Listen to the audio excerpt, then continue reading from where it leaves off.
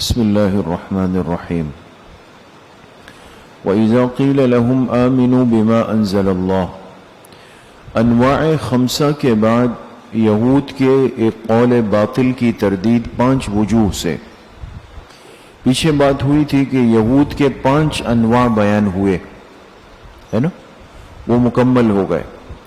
اب اس کے بعد یہاں پر یہود کے ایک قول باطل کی، ایک غلط بات کی تردید ہے، اور وہ تردید کریں گے 5 وجوہ سے. کتنی وجوہ سے؟ 5 وجوہ سے. ان کا جو قول باطل تھا یہود کا، وہ کیا تھا؟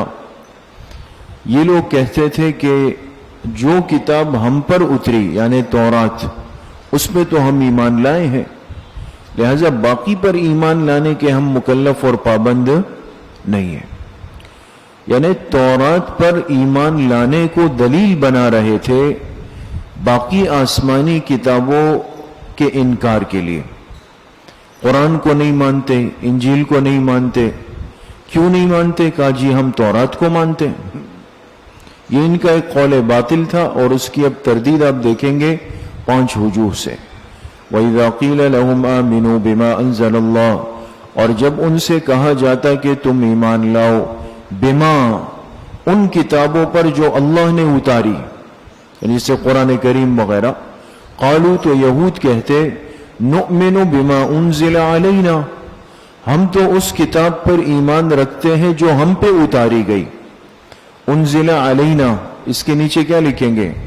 یعنی تورات، ہم تو اس پر ایمان رکھتے ہیں. وَيَكْفُرُونَ بِمَا وَرَاءَهُ، اللہ فرماتے ہیں اور یہ لوگ انکار کرتے تھے اس کے علاوہ کی کتابوں کا.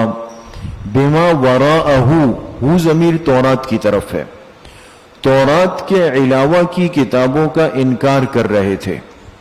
وَهُوَ الْحَقُّ، واو کے نیچے لکھے حالیہ، جبکہ حال یہ ہے کہ وَهُوَ، اور ہوا کے نیچے لکھے ما سوا. تورات کے علاوہ جو کتابیں ہیں الحق، وہ بھی کیا ہے؟ برحق ہے. برحق ہے تو انکار کیسے کر سکتے ہیں؟ الحق کے نیچے لکھے وجہ نمبر 1. ان کا جو قول باطل تھا نا کہ چونکہ ہم تورات پر ایمان رکھتے ہیں تو باقی کتابوں پر کیوں ایمان لائے، اس قول کی تردید کی پہلی وجہ یہ کہ وَهُوَ الْحَقُّ، کہ قرآن کریم بھی برحق ہے، مصدقا لما معہم. وجہ نمبر 2، اور وہ تصدیق کرنے والا ہے لما، اس کتاب کی بھی معہم جو ان کے پاس ہے. قرآن کریم تو تورات کی تصدیق کر رہا ہے، پھر کیوں ایمان نہیں لائیں گے؟ قل فلم تقتلون انبیاء اللہ. وجہ نمبر 3، قل، اے میرے حبیب صلی اللہ علیہ وسلم آپ ان سے کہہ دیجئے پھر تم کیوں قتل کرتے تھے اللہ کے پیغمبروں کو من قبل، اس سے پہلے، ان کنتم مؤمنین، اگر تم ایمان رکھنے والے تھے. یہ تیسری وجہ ہے. اگر تمہیں واقعی تورات پر اتنا مضبوط اور پختہ ایمان تھا تو تم نے خود اپنے ہاتھوں سے اپنے پیغمبروں کو قتل بھی کیا ہے. یہ کون سا ایمان ہے کہ جو پیغمبر تمہارے پاس احکامات لے کر آئے تم نے ان کو قتل کیا؟ یہ واضح دلیل ہے کہ تمہیں اپنی کتاب پر بھی مکمل ایمان نہیں تھا. وَلَقَدْ جَاءَكُمْ مُوسَى بِالْبَيِّنَاتِ. وجہ نمبر 4، اور تحقیق تمہارے پاس موسیٰ علیہ السلام آئے بالبینات، واضح نشانیاں لے کر، واضح نشانیاں لے کر آئے تھے. لیکن ثم اتخذتم العجل، پھر بھی تم نے بچڑے کو بنا لیا تھا. عجلہ کے نیچے کیا لکھیں گے؟ الہن. بچڑے کو کیا بنا لیا تھا؟ معبود.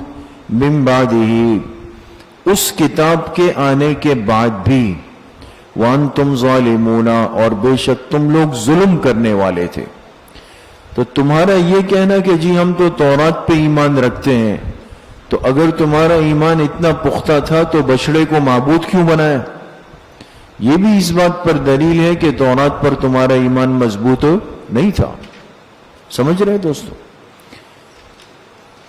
وَإِذْ أَخَذْنَا مِيثَاقَكُمْ وَرَفَعْنَا فَوْقَكُمُ الطُّورَ. یہ لکھے وجہ نمبر 5.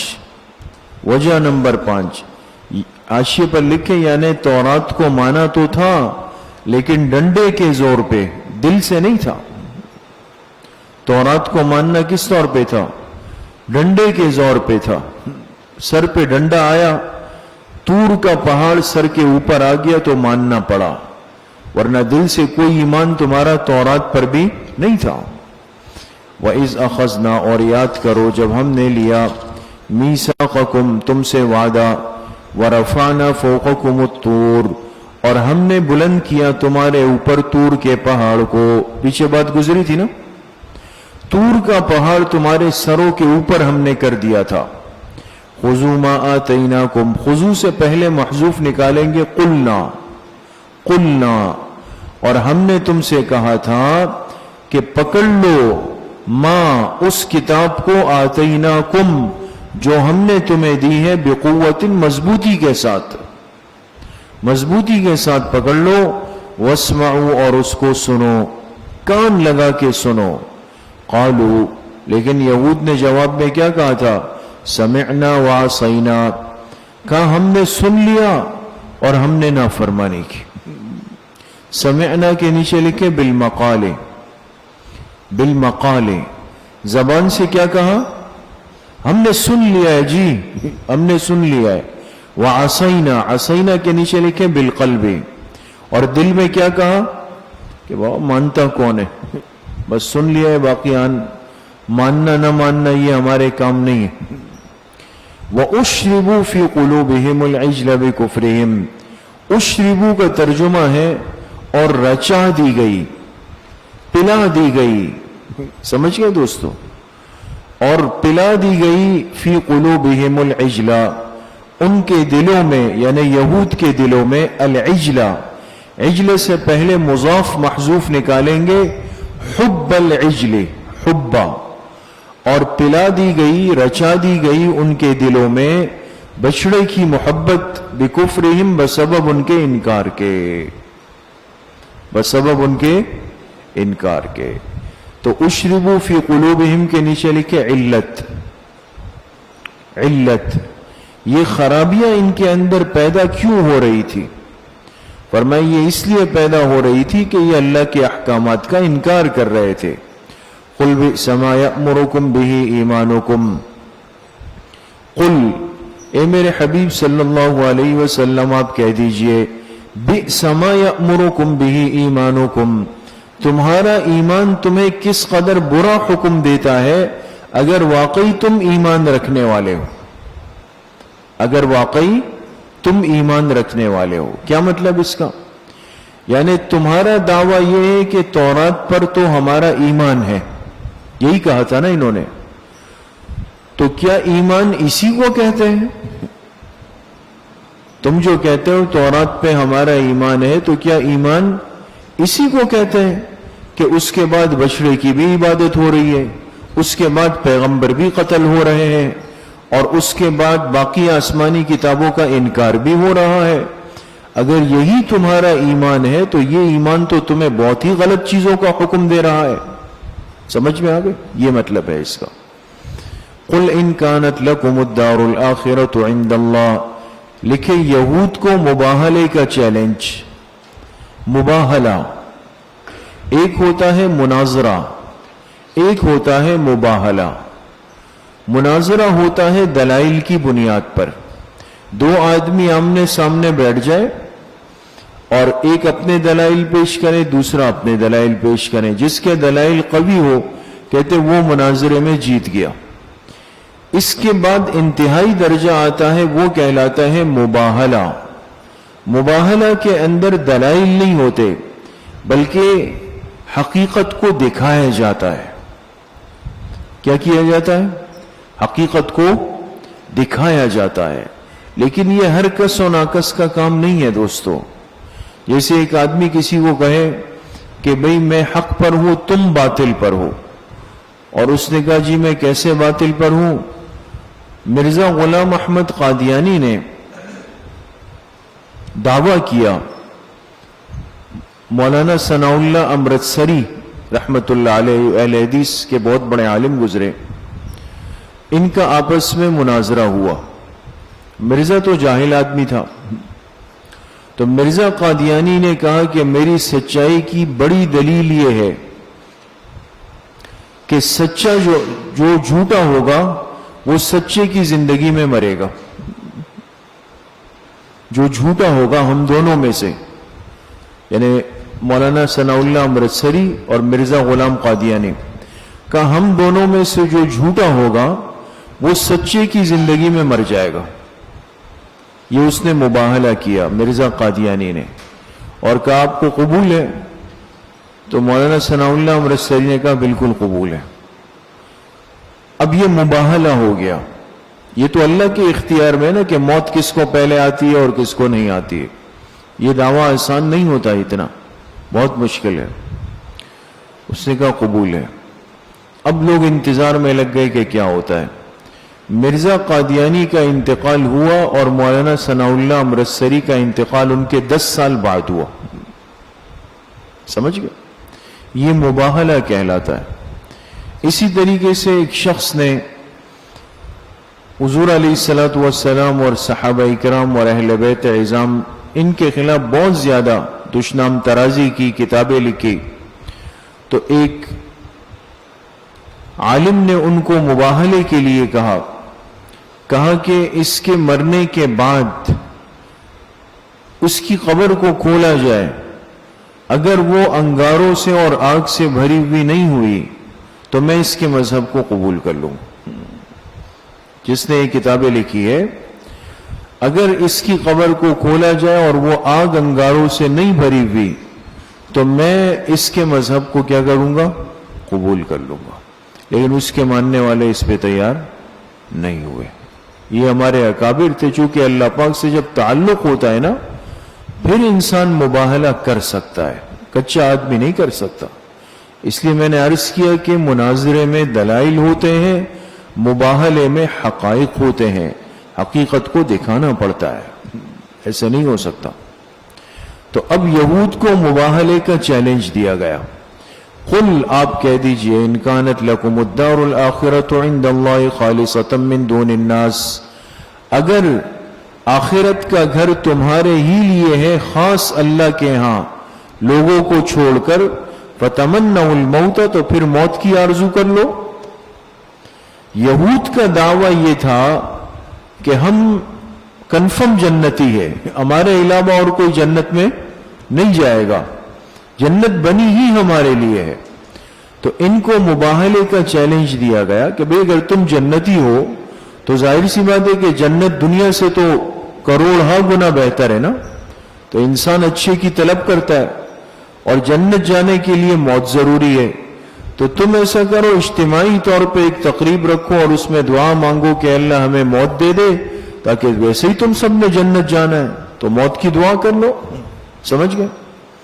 قل ان کانت لکم الدار الآخرۃ عند اللہ، آپ کہہ دیجئے کہ اگر ہے تمہارے لیے دار آخرت سمجھ گئے، یعنی جنت، اللہ کے ہاں خالصتاً خاص طور پہ، من دون الناس باقی لوگوں کے علاوہ، فتمنوا الموت تو پھر موت کی آرزو کر لو، ان کنتم صادقین اگر تم سچے ہو.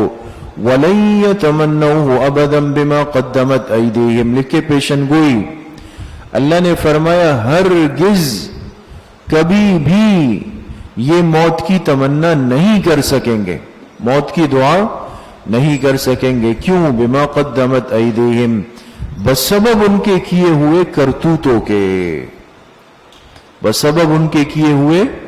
ان کو پتا ہے کہ دنیا میں تو دعویٰ کرنا آسان ہے لیکن دعا کرنا بہت مشکل ہے. واللہ علیم بالظالمین، اللہ تعالیٰ باخبر ہے ظلم کرنے والوں سے. وَلَتَجِدَنَّهُمْ أَحْرَصَ النَّاسِ عَلَى حَيَاةٍ، دلیل بر کذب دعویٰ، دلیل بر کذب دعویٰ. ان یہود کا جو دعویٰ تھا نا کہ جنت ہماری ہے، ان کے اس جھوٹے دعوے کی دلیل کیا ہے کہ ان کا دعویٰ جھوٹا ہے؟ اللہ نے فرمایا دلیل یہ ہے کہ لَتَجِدَنَّهُمْ، تم ضرور بھی ضرور ان یہود کو پاؤ گے، احرص الناس علی حیاء، لوگوں میں سب سے زیادہ حرص رکھنے والے زندگی پر. سب سے زیادہ دنیا میں رہنے کی حرص کن کی ہے؟ یہود کی ہے. یہ کہتے ہیں ہمیں دنیا ملے اور خوب ملے سب سے زیادہ. وَمِنَ الَّذِينَ أَشْرَكُوا اس کا ترجمہ ہوگا یہاں تک کہ مشرکین سے بھی زیادہ. یہاں تک کہ مشرکین جو اللہ کے ساتھ شرک کرتا ہے نا، شرک کرتا ہے، ان سے بھی زیادہ حرص دنیا کی کن کے دل میں؟ یہود کے دل میں. یود احدہم لکھیں کیفیت حرص. اس حرص کی کیفیت کیا ہے کہ ان میں سے ہر ایک چاہتا ہے، لو کے نیچے لکھیں ان مصدریہ. یہ لو بمعنی ان مصدریہ ہے دوستو. یہود میں سے ہر ایک یہ خواہش کرتا ہے کہ لو یعمر الف سنہ، کہ دے دی جائے اس کو 1000 سال عمر. کتنی عمر؟ 1000 سال عمر اس کو دے دی جائے. وما هو بمزحزحه من العذاب ان يعمر. یہ جواب خداوندی ہے. اللہ پاک نے جواب دیا کہ نہیں ہے دور کرنے والی عذاب سے ان کو ان يعمر، چاہے ان کو عمر دے بھی دی جائے. یہ 1000 سال مانگ رہے نا، اگر ان کو بالفرض 1000 سال کی عمر دے بھی دی جائے تو وما ہوا بمزحزحہ. مزحزح کے معنی ہے دور کرنے والا، بچانے والا. یہ 1000 سال کی عمر بھی ان کو نہیں بچا سکے گی من العذاب. کس سے؟ عذاب سے. 2000 سال جی لے، لیکن آخرت میں جب جائیں گے تو ان کو جہنم ہی کا باربیکیو بننا ہے، وہیں پہ جا کے جلیں گے لوگ. واللہ بصیر بما یعملون لکھے وعید. اور اللہ تعالی بصیر، بصیر کے معنی دیکھ رہا ہے. اللہ تعالی دیکھ رہا ہے بما یعملون، جو کچھ یہ کرتے ہیں. سمجھ میں آ گئی بات دوستو؟ قل من کان عدوا لجبریل لکھے ازالہ شبہ، ازالہ شبہ. حاشیے پہ لکھ کے وحی کے بارے میں یہود کے شبہ باطل کا جواب. شبہ باطل کا جواب. آپ سے عرض کیا تھا کہ کبھی کبھی شبہ بھی ذکر ہوگا، اس کا جواب بھی ذکر ہوگا، اور کبھی شبہ نہیں ہوگا، شبہ آپ نے خود نکالنا ہے. ازالہ شبہ ذکر کریں گے. شبہ یہ تھا کہ یہود سے کہا جاتا کہ جی آپ لوگ قرآن پہ ایمان کیوں نہیں رکھتے؟ کہتے اس لیے کہ قرآن کی وحی لے کر آنے والے فرشتے کون ہیں؟ جبریل علیہ. اور کہا جبریل سے ہماری دشمنی، جبریل سے ہماری نہیں بنتی ہے. بس کوئی اور فرشتہ لے کے آئے تو پھر بھی مان لیں گے، لیکن جبریل والی نہیں مانیں گے. جیسے یہ اتنے نواب لوگ ہیں کہ فرشتے سے، ایک نورانی مخلوق سے دشمنی پال لیں، ان کے اندر اتنا کمال ہے. تو اس شبے کا ازالہ فرمایا گیا. قل آپ کہہ دیجئے من کان عدوا لجبریل، جو جبریل سے دشمنی رکھتا ہے. کس سے؟ جبریل. یہ من شرطیہ تھا، تو لجبریل کے بعد اس کی جزا محذوف نکالنی ہوگی دوستو. کیا محذوف نکالنی ہے؟ جزا. جزا لکھیں گے فہو عدو لوحی اللہ، فہو عدو لوحی. جو جبریل کا دشمن ہے تو وہ اللہ کی وحی کا دشمن ہے. کس کا دشمن ہے؟ اللہ کی وحی کا دشمن ہے. کیوں؟ فَإِنَّهُ نَزَّلَهُ عَلَى قَلْبِكَ لکھے تردید کی وجہ اول، تردید کی وجہ اول. بے شک اللہ نے اس کتاب کو اتارا ہے علی قلبک، آپ کے قلب اطہر پہ. بے شک نزلہ، جبریل نے اتارا ہے اس کتاب کو آپ کے قلب پر باذن اللہ. کس کے حکم سے؟ اللہ.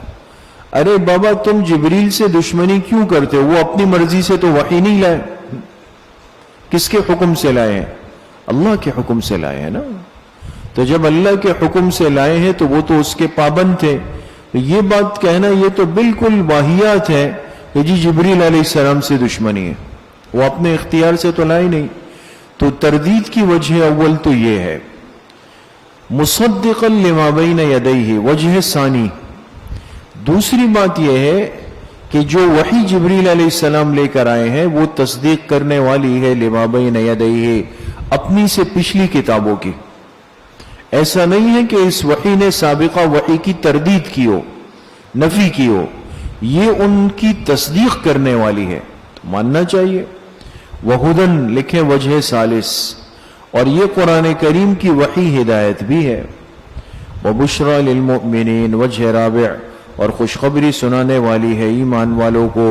من کان عدوا للہ لکھے وجہ خامس, اور جو دشمنی رکھتا ہے اللہ سے, اللہ کے فرشتوں سے, اللہ کے رسولوں سے, وجبریل و میکال, اور جبرائیل علیہ السلام سے اور میکائیل علیہ السلام سے. اب دیکھیں ملائکتی ہی کے اندر تو سب فرشتے آ گئے تھے نا, لیکن آگے دو کا خاص طور پہ نام لیا, وجبریل و میکالا. تو حاشیے پر لکھیں یہ تخصیص بعد تعمیم ہے. تخصیص بعد, آپ نے پڑھا ہے نا, بعض دفعہ ایک عمومی بات ہوتی ہے پھر اس میں سے کسی فرد کو خاص کر لیا جاتا ہے. فَإِنَّ اللَّهَ عَدُوٌّ لِّلْكَافِرِينَ, بے شک اللہ تعالیٰ بھی دشمنی رکھنے والے ہیں کفر کرنے والوں سے. سمجھ میں آ گئی؟ بے شک اللہ بھی کیا کرنے والے ہیں, دشمنی کرنے والے ہیں کفر کرنے والوں سے. اب اللہ دشمنی کرنے والے ہیں, اس کو کہتے ہیں مشاکلت. آپ حضرات نے بلاغت میں پڑھا ہے مختصر المعانی دروس البلاغہ میں کہ بعض دفعہ تعبیر ہوتی ہے مشاکلتن. کس طور پہ ہوتی ہے؟ یعنی الفاظ میں آپ کو ایسا لگے گا کہ دونوں طرف کا معنی ایک ہے. اللہ نے فرمایا نا, یہود دشمنی رکھتے ہیں اللہ سے, اللہ کے فرشتوں سے, اللہ کے رسولوں سے, تو اللہ ان سے دشمنی رکھتے ہیں. سمجھ میں آگے بات دوستو؟ اس کو کہتے ہیں مشاکلت. جیسے وَجَزَاءُ سَيِّئَةٍ سَيِّئَةٌ بِمِثْلِهَا, اگر کوئی برائی کر لے تو اس کی برائی کا بدلہ یہ کہ تم بھی اس کے ساتھ اتنی ہی برائی کر لو. ہاں, تو برائی کرنے والے سے بدلہ لینا برائی نہیں ہے, وہ تو برائی نہیں ہے نا, لیکن اس کو برائی کہنا مشاکلتن کہلاتا ہے. تو بے شک اللہ ان سے دشمنی کرنے والے ہیں, یعنی ان کو ان کی دشمنی کا جواب دینے والے. سمجھ میں آگئی بات دوستوں؟ وَلَقَدْ أَنزَلْنَا إِلَيْكَ آيَاتٍ بَيِّنَاتٍ لکھیں زجر, ڈانٹ. تحقیق ہم نے اتاری تمہاری طرف آیات بینات واضح نشانیاں. وما یکفر بہا الا الفاسقون, اور ان کا انکار نہیں کرتے مگر وہی لوگ الفاسقون جو کہ کامل فاسق ہے. یہ ترجمہ ہوگا. جو کیا ہے؟ کامل فاسق. اس لیے کہیں گے کہ عام فاسق جو ہوتا ہے وہ کافر نہیں ہوتا. عام فاسق جو ہے وہ کافر نہیں ہے. لہذا الف لام سے پتہ چلا کہ یہ کامل فاسق ہے, اور کامل فاسق کافر ہوا کرتا ہے. سمجھ میں آ گئے؟ أَوَكُلَّمَا عَاهَدُوا عَهْدًا نَبَذَهُ فَرِيقٌ مِّنْهُمْ بَلْ أَكْثَرُهُمْ لَا يُؤْمِنُونَ. أَوَكُلَّمَا لکھیں اس کا استفہام تقریری ہے. یہ استفہام کون سا ہے؟ کبھی استفہام ہوتا ہے انکاری, کبھی استفہام ہوتا ہے توبیخی. یہ ہے استفہام تقریری. ہے استفہام والا جملہ لیکن وضاحت اور تقریر کرنے کے لیے آیا ہے. وَكُلَّمَا عَاهَدُوا عَهْدًا لکھیں بنی اسرائیل کی عہد شکنی, عہد شکنی بنی اسرائیل کی. وَكُلَّمَا عَاهَدُوا عَهْدًا جب بھی یہود نے کوئی وعدہ کیا, کوئی معاہدہ کیا, نبذہ فریق منہم تو ان میں سے ایک فریق نے اس کو جھٹلا دیا, گرا دیا. نبذہ کے معنی آتے گرا دینا, مراد انکار ہے, جھٹلانا ہے. تو یہود کی جو عہد شکنی تھی بنی اسرائیل کی کہ جب بھی کوئی وعدہ کرتے تھے, میثاق کرتے تھے, تو لازماً اس کو توڑتے تھے. بل اکثرهم لا یؤمنون بلکہ ان میں سے زیادہ تر تو ایمان رکھتے ہی نہیں. لا یؤمنون کے نیچے لکھے بالتورات, بالتورات. سمجھ گئے؟ ان میں سے زیادہ تر تو تورات پر ایمان رکھتے ہی نہیں ہیں. اب بات سمجھے دوستوں, یہود تو 100 کے 100% زبانی کہتے تھے کہ ہم تورات پہ ایمان رکھتے ہیں, ہے نا, ایمان رکھتے ہیں. یہاں اللہ فرما رہے کہ ان میں سے زیادہ تر تورات پر ایمان، تو کیا مطلب ہوگا اس کا؟ اس کا مطلب یہ ہے کہ تورات میں تھا کہ جب آخری نبی آئے تو تم اس پر ایمان لانا. یہ کہاں پر تھا؟ تورات میں. تو یہ ایمان لائے؟ نہیں لائے نا. تو اس کا مطلب یہ کہ اپنی کتاب کے حکم پر بھی ان کا ایمان نہیں تھا. اگر ہوتا تو آخری پیغمبر پہ ایمان لے آتے. یہ مطلب ہے اس کا. کچھ بات سمجھ میں آ رہی؟ وَلَمَّا جَاءَهُمْ رَسُولٌ مِّنْ عِنْدِ اللَّهِ لکھے نمونہ عہد شکنی. اللہ فرما رہے یہ بار بار وعدے توڑتے ہیں، اس کا کوئی نمونہ اور مثال ہے آپ کے پاس؟ اللہ نے فرمایا بالکل ہے، ابھی ہم آپ کو بتا دیتے ہیں. نمونہ عہد شکنی. وَلَمَّا جَاءَهُمْ رَسُولٌ مِّنْ عِنْدِ اللَّهِ اور جب آئے ان کے پاس رسول اللہ کی طرف سے. رسول کے نیچے لکھے محمد صلی اللہ علیہ وسلم. جب ان کے پاس رسول آ گئے اللہ کی طرف سے، مصدق لما معہم، اور وہ رسول تصدیق کرنے والے تھے لما معہم، اس کتاب کی جو ان کے پاس تھی، یعنی تورات کی. تو نبذ فریق من الذین اوتوا الکتاب، تو پھینک دیا ان میں سے ایک طبقے نے جو اہل کتاب میں سے تھے. نبذ پھینک دیا. پھینکنے سے مراد کیا ہے؟ چھوڑ دیا، انکار کر دیا. فریق اس طبقے نے من الذین اوتوا الکتاب، جو کن میں سے تھا؟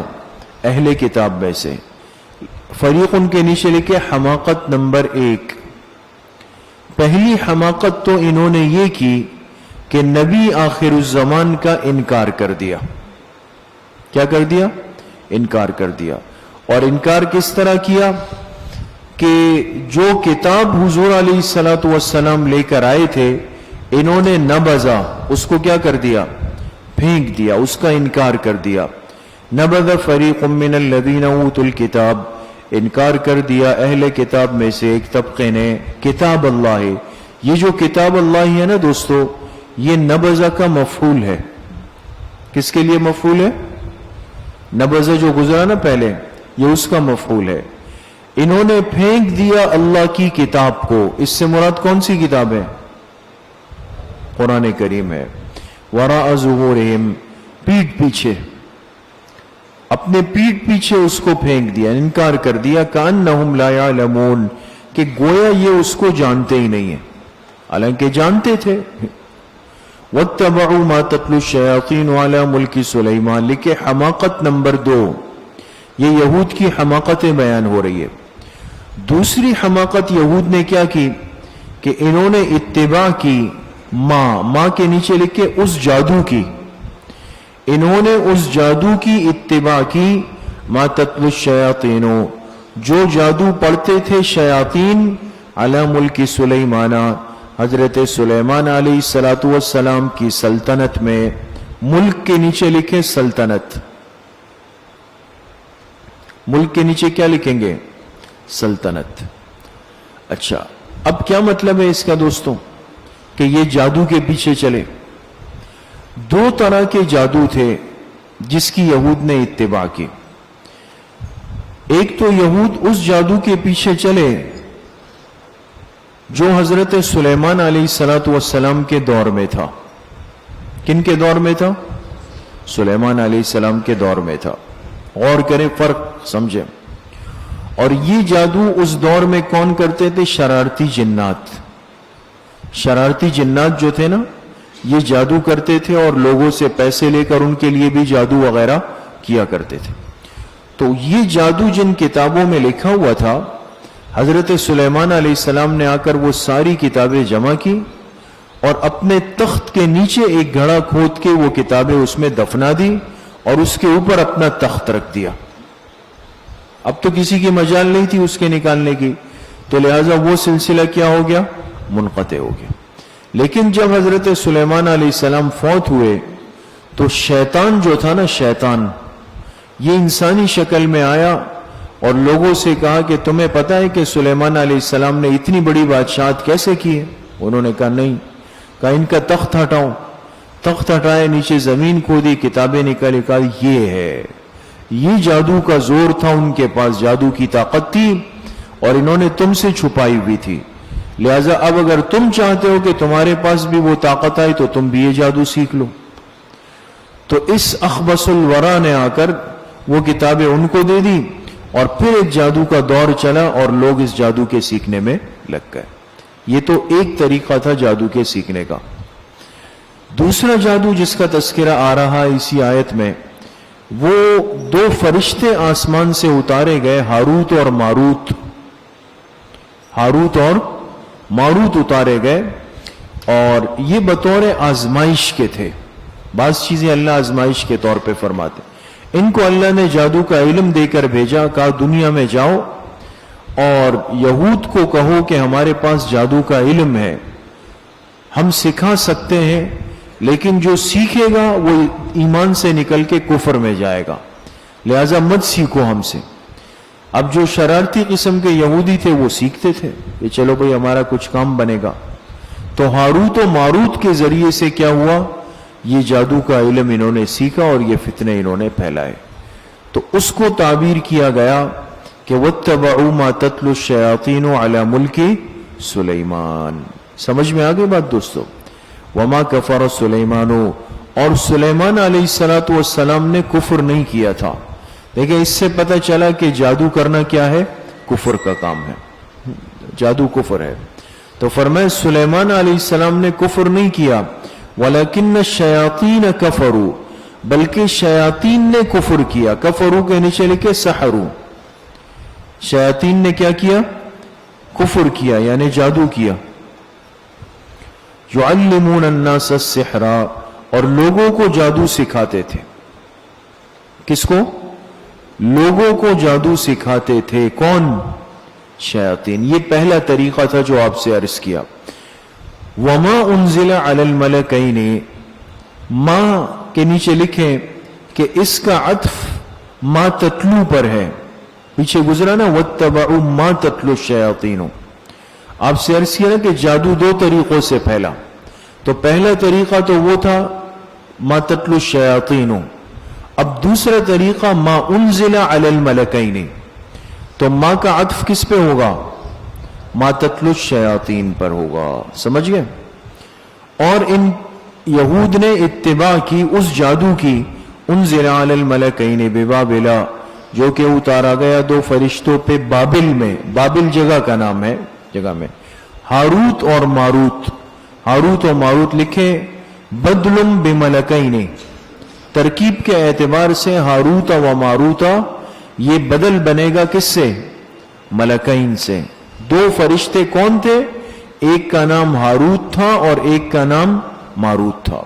وما يعلمان من احد, اور یہ دو فرشتے کسی کو جادو نہیں سکھاتے تھے, حتی اس وقت تک, یقولا, جب تک یہ کہہ نہ دیتے کہ انما نحن فتنۃ, کہ ہم تو ایک آزمائش ہے.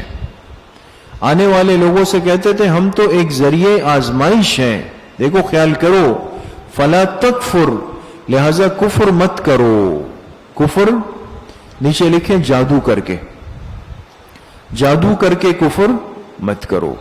فیتعلمون منہما, لیکن ان دو فرشتوں سے سیکھتے تھے, ما, وہ یہودی, یفرقون بہ بین المرء وزوجہ, جو جادو کے ذریعے سے شوہر اور اس کی بیوی میں تفریق کرتے تھے. معلوم ہوا کہ جادو کے ذریعے سے کوئی نیک کام نہیں ہوتے دوستو. بعض لوگ ایسے ہوتے ہیں وہ یہ غلط کام سیکھتے ہیں اور ان سے کہا جائے تو کہتے ہیں بھئی ہم اس کے ذریعے سے نیک کام کرتے ہیں. کون سے کام کرتے ہیں؟ نیک کام. جادو کے ذریعے سے نیک کام کرتے ہیں. تو آپ کیا نیک کام کریں گے؟ کہتے ہیں بھئی جس میں اختلاف ہوگا جادو کے ذریعے سے ان کو جوڑ دیں گے. سمجھ میں آ گئے؟ قرآن کہہ رہا ہے کہ جادو کے ذریعے سے توڑا جاتا ہے, جدائی کی جاتی ہے, جوڑ نہیں پیدا کیا جاتا. جوڑ جادو سے نہیں چلتا, وہ اخلاق سے چلتا ہے, قلبی محبت سے چلتا ہے. سمجھ گئے؟ تو فرمائے سیکھتے تھے وہ جادو جس کے ذریعے سے شوہر اور اس کی بیوی میں تفریق کرتے تھے. وما هم بضارین به من احد الا باذن اللہ, لیکن وہ اس جادو کے ذریعے سے کسی کو نقصان نہیں پہنچا سکتے الا باذن اللہ مگر اللہ کے حکم سے. جب تک اللہ کا حکم نہ آئے تو جادو بھی کچھ نہیں کر سکتا.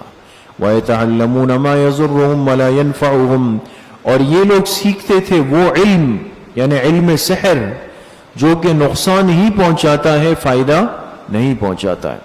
وَلَقَدْ عَلِمُوا لکھے ترہیب کہتے ہیں ڈرانے کو, اور تحقیق علموا جان لیا تھا. کیا کر لیا تھا؟ علموا کے نیچے لکھے علماء یہود نے. کس نے جان لیا تھا؟ علماء یہود نے جان لیا تھا. لمن اشتراہ ما لہ فی الآخرۃ من خلاق کہ جو کچھ انہوں نے کمایا ہے تو ان کے لیے اب آخرت میں کوئی حصہ نہیں ہے.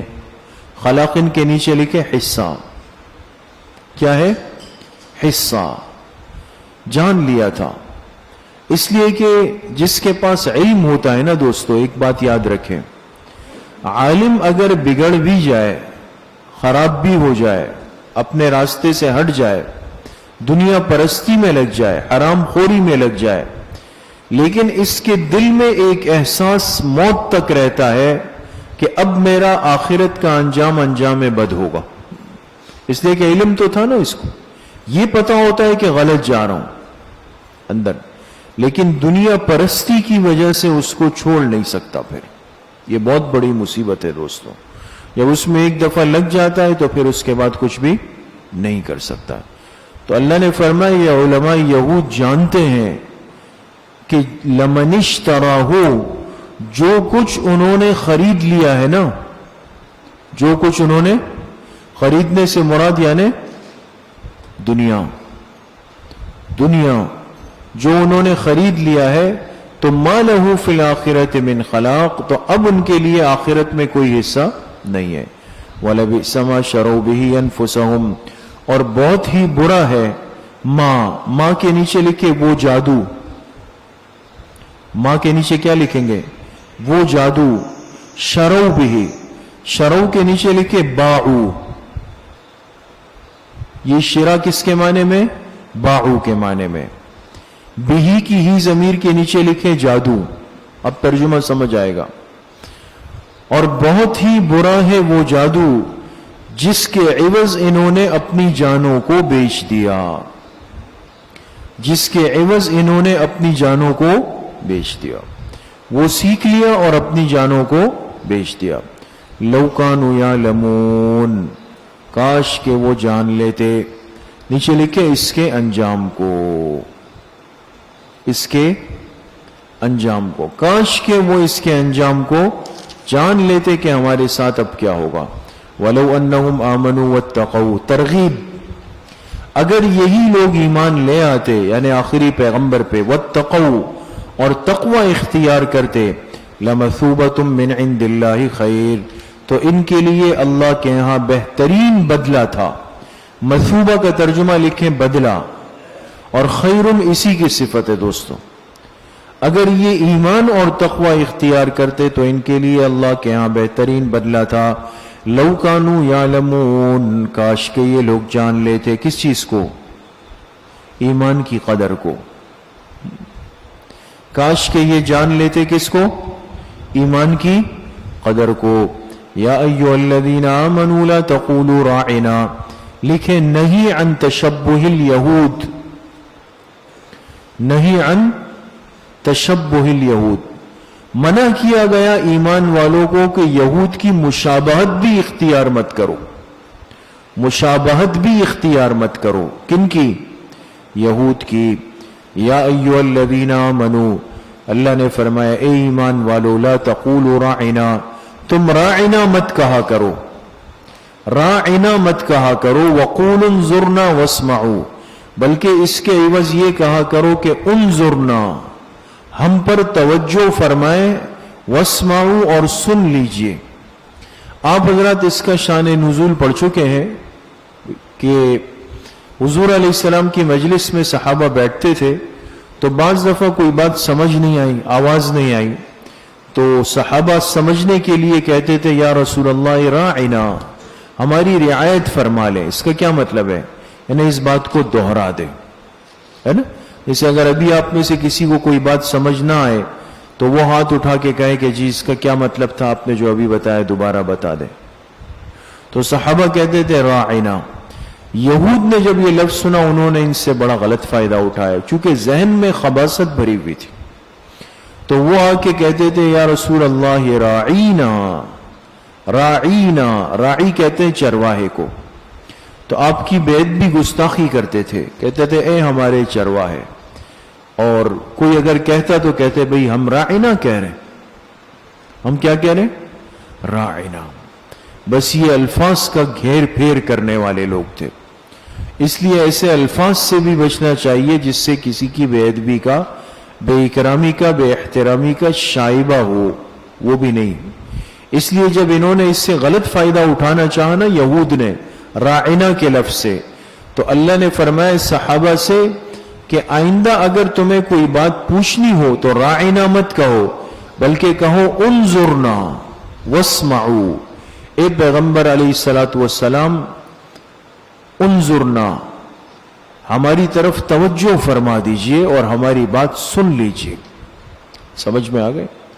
وَلِلْكَافِرِينَ عَذَابٌ عَلِيمٌ، لکھے انجام بے ادبی، انجام بے ادبی، اور کافروں کے لیے دردناک عذاب ہے۔ کافروں کے لیے معلوم ہوا کہ حضور علیہ السلام کی بے ادبی کیا ہے؟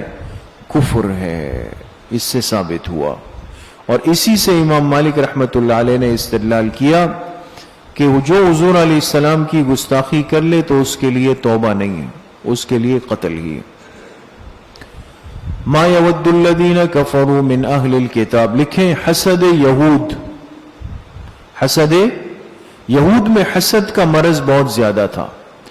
ہمارے علماء نے یہود کے امراض جمع کیے ہیں، یہود کے 40 امراض، ان کی جو بیماریاں ہیں وہ پڑھنی چاہیے آپ کو کہ ان میں کون کون سے مرض تھے جو اس امت کے اندر آئے ہیں۔ ما یود الذین کفروا من اہل الکتاب، ما یہ ما نافیہ ہے، ہاں خیال کریں، یہ ما کیا ہے؟ نافیہ۔ اور نہیں چاہتے یہ لوگ جنہوں نے کفر کیا، من کے نیچے لکھے بیانیہ، من کیا ہے؟ بیانیہ۔ اب کفر کنہوں نے کیا؟ فرمایا من اہل الکتاب، جو اہل کتاب میں سے ہے، یہود تھے نا، تو فرمایا نہ تو یہ اہل کتاب کافر چاہتے ہیں، وَلَا الْمُشْرِكِينَ، اور نہ مشرک چاہتے ہیں، أَن يُنَزِّلَ، ان کے نیچے لکھے اس بات کو، کیا نہیں چاہتے؟ اس بات کو نہیں چاہتے کہ يُنَزَّلَ عَلَيْكُم مِّن خَيْرٍ مِّن رَبِّكُم، کہ تم پر اتارا جائے خیر تمہارے رب کی طرف سے، تم پر کیا اتارا جائے؟ خیر اتاری جائے، یعنی وحی، قرآن کریم، نبوت، یہ تو تقسیم الہی ہے نا، اس میں تو انسان کا اختیار نہیں ہے، لیکن اس پر بھی ان کو جلن اور حسد ہوتی تھی کہ بھئی یہ نبوت عرب میں کیوں آ گئی، بنو اسماعیل میں کیوں آ گئی؟ سمجھ میں آ گئی؟ حسد تو کہتے ہی اس کو ہے جو غیر اختیاری فعل پر ہو، کوئی بڑھتا ہوا ترقی کرتا ہوا نظر آیا، اب دل جل رہا ہے اندر سے، وہ تو بھئی تقسیم ہے، اللہ پاک نے اس کو دے دیا ہے۔ واللہ یختص برحمتہ من یشاء، اللہ اپنی رحمت کے ساتھ جس کو چاہے خاص کر لے، تم کچھ نہیں کر سکتے ہو۔ واللہ ذو الفضل العظیم، اللہ تعالیٰ بہت بڑا فضل کرنے والے ہیں۔ ما ننسخ من آیت او ننسها نأت بخیر منها او مثلها، لکھیں ازالہ شبہ، ازالہ شبہ۔ اب شبہ کیا تھا جس کا ازالہ ہو رہا ہے دوستو؟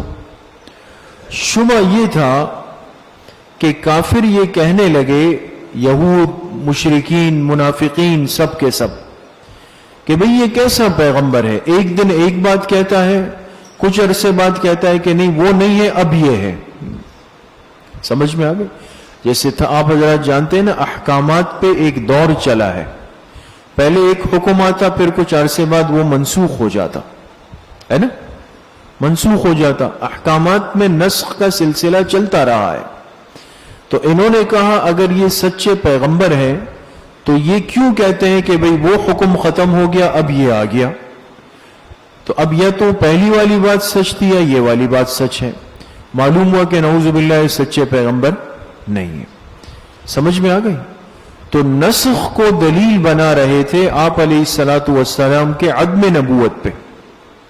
تو اس کا جواب اللہ تعالیٰ نے دیا کہ ما ننسخ من آیت، جس آیت کو ہم منسوخ کر دیں. من کے نیچے لکھے بیانیہ، من بیانیہ ہے، اور آیتن کے نیچے لکھے بیان ما.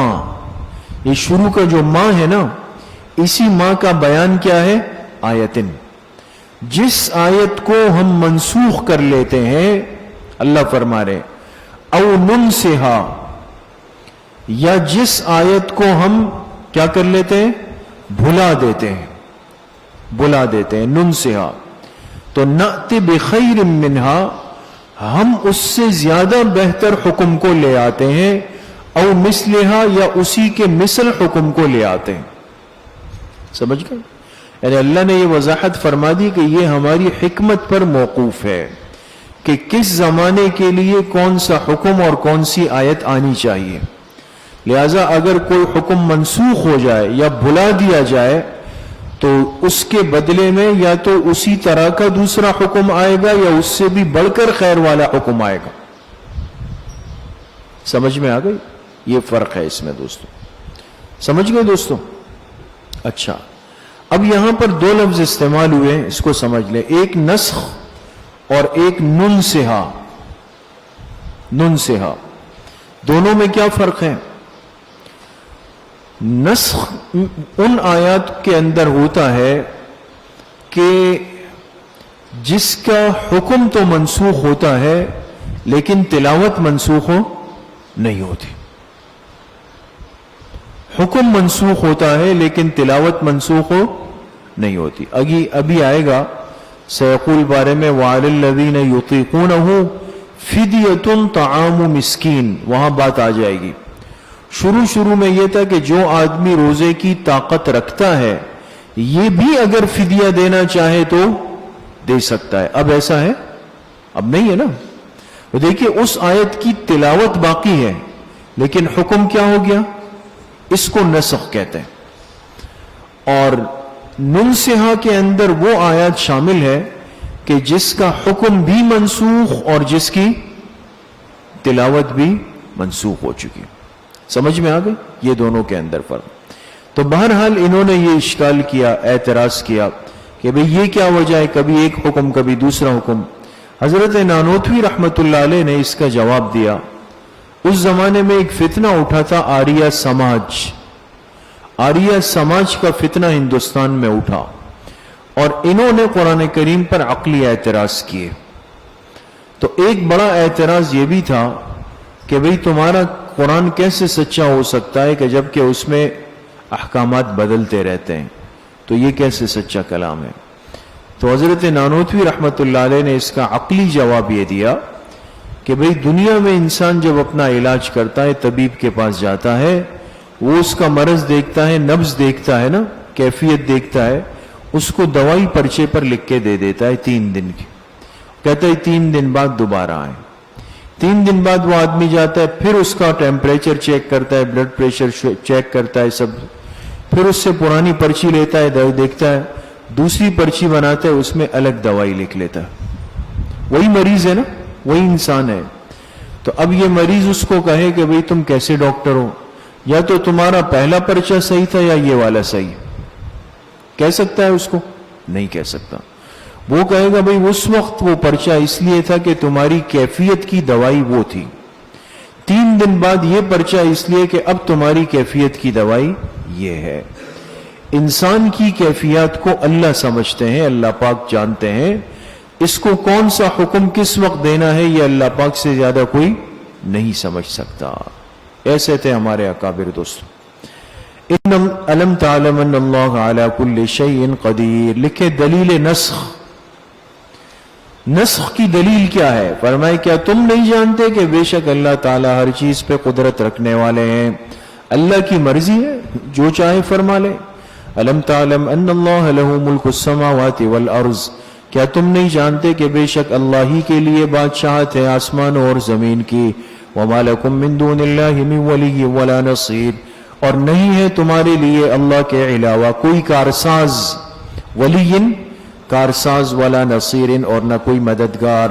ام تريدون ان تسألوا رسولكم، لکھے تنبیہ مومنین و زجر یہود، تنبیہ مومنین و زجر یہود، سمجھ میں آ گئی؟ اچھا، اب اس آیت کے اندر دونوں باتیں ہیں، ایمان والوں کو بھی تنبیہ ہے اور یہود پر زجر بھی ہے۔ ہوا یہ کہ بعض مسلمانوں نے حضور علیہ الصلوۃ والسلام کی نرمی اور شفقت کو جب دیکھا، آپ ہر ایک کو موقع دیتے تھے کہ بھئی جو بات سمجھنی ہو پوچھنی ہو پوچھ لیں۔ بعض دفعہ اس سے لوگ غلط فائدہ بھی اٹھاتے ہیں، بعض دفعہ نادانی بھی ہو جاتی۔ تو اس سے کیا ہوا کہ بعض لوگوں نے بیجا قسم کے سوالات شروع کر دیے۔ آپ علیہ السلام جواب دے رہے تھے تو ایک اعرابی آیا مجلس میں اور دیکھا بھئی آپ علیہ السلام ہر بات کا جواب دے رہے ہیں۔ اس نے کھڑے ہو کے کہا کہ میں آ رہا تھا، میری اونٹنی بھاگ گئی، تو وہ کہاں پر ہوگی؟ میری اونٹنی بھاگ گئی، وہ کہاں پر ہوگی؟ ظاہر سی بات ہے یہ ایک بے مقصد قسم کا سوال تھا، آپ علیہ السلام اس مقصد کے لیے تو نہیں آئے تھے۔ ایک نے جب یہ سنا کہ بھئی اس نے اونٹ کا سوال کیا تو اس نے کھڑے ہو کے پوچھا کہ جی میرے والد کون ہیں؟ تیسرے نے کھڑے ہو کے پوچھا کہ میرے والد کا انتقال ہوا ہے تو آپ بتائیں کہ وہ جنت میں ہے یا دوزخ میں ہے؟ یہ بے مقصد سوالات تھے نا، اس پر اللہ پاک کی طرف سے تنبیہ آئی کہ یہی بیجا سوالات یہود نے موسیٰ علیہ السلام سے شروع کیے تھے، پھر ان پر گرفت آئی تھی، اس لیے باز آ جاؤ۔ سمجھ میں آگے بات؟ یہ تو تنبیہ مومنین ہے۔ زجر یہود اس طرح ہے کہ یہود نے آ کر حضور علیہ السلام سے کہا تھا کہ اگر آپ واقعی سچے پیغمبر ہیں اور آپ کی کتاب سچی ہے تو ہمارے پیغمبر موسیٰ علیہ السلام پر تورات یکبارگی اتری، ایک ساتھ آئی، آپ پر کتاب کیوں الگ الگ کر کے اترتی ہے؟ تو اگر آپ سچے ہیں تو آپ پر بھی وحی بیک وقت آ جائے، سارا قرآن آ جائے، پھر ہم آپ کو مان لیں گے۔ ٹھیک ہے، اس کا جواب دیا گیا۔ ام تريدون ان تسألوا رسولکم، کیا تم چاہتے ہو کہ اپنے پیغمبر سے اسی طرح کے سوالات کرو، کما سئل موسیٰ من قبل، جیسے کہ اس سے پہلے کس سے ہوئے؟ موسیٰ علیہ السلام سے۔ ومن يتبدل الكفر بالایمان، پس جو تبدیل کرے گا ایمان کے بدلے میں کفر کو، سمجھ گئے؟ ایمان کے بدلے میں کفر کو، یعنی ایمان دے کے اس کے بدلے میں کیا لے لے گا؟ کفر لے لے گا۔ فقد ضل سواء السبیل، تو یہ سیدھے راستے سے بھٹک گیا۔ سمجھ گئے؟ یہ سیدھے راستے سے بھٹک گیا۔ اب یہاں ایک بات سمجھ لیں کہ اگر اس کو زجر یہود کہتے ہیں پھر تو کوئی مسئلہ نہیں، لیکن اگر آپ اس آیت کو تنبیہ مومنین کہتے ہیں تو پھر وَمَن يَتَبَدَّلِ الْكُفْرَ بِالْإِيمَانِ کا کیا مطلب ہوگا؟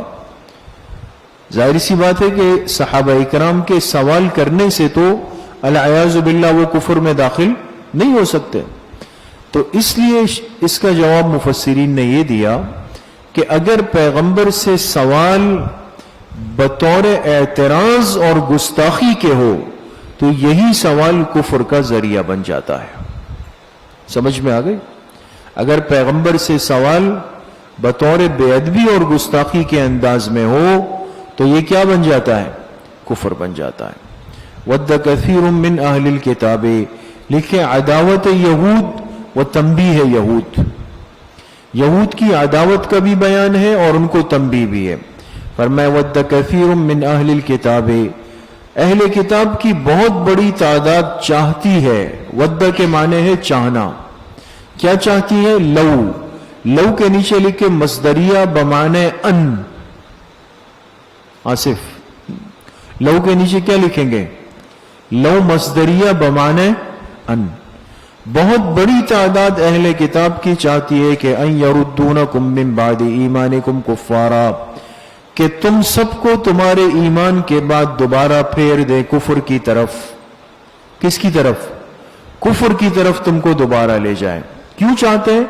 حسدا من عند انفسہم، اپنے دلوں کے حسد کی وجہ سے، دلوں کے حسد کی وجہ سے، من بعد ما تبین لهم الحق، اس کے بعد کہ ان پر حق واضح بھی ہو چکا ہے، ان پر حق واضح بھی ہو چکا ہے، تب بھی یہ غلط سوچ اپنے دل دماغ کے اندر رکھتے ہیں.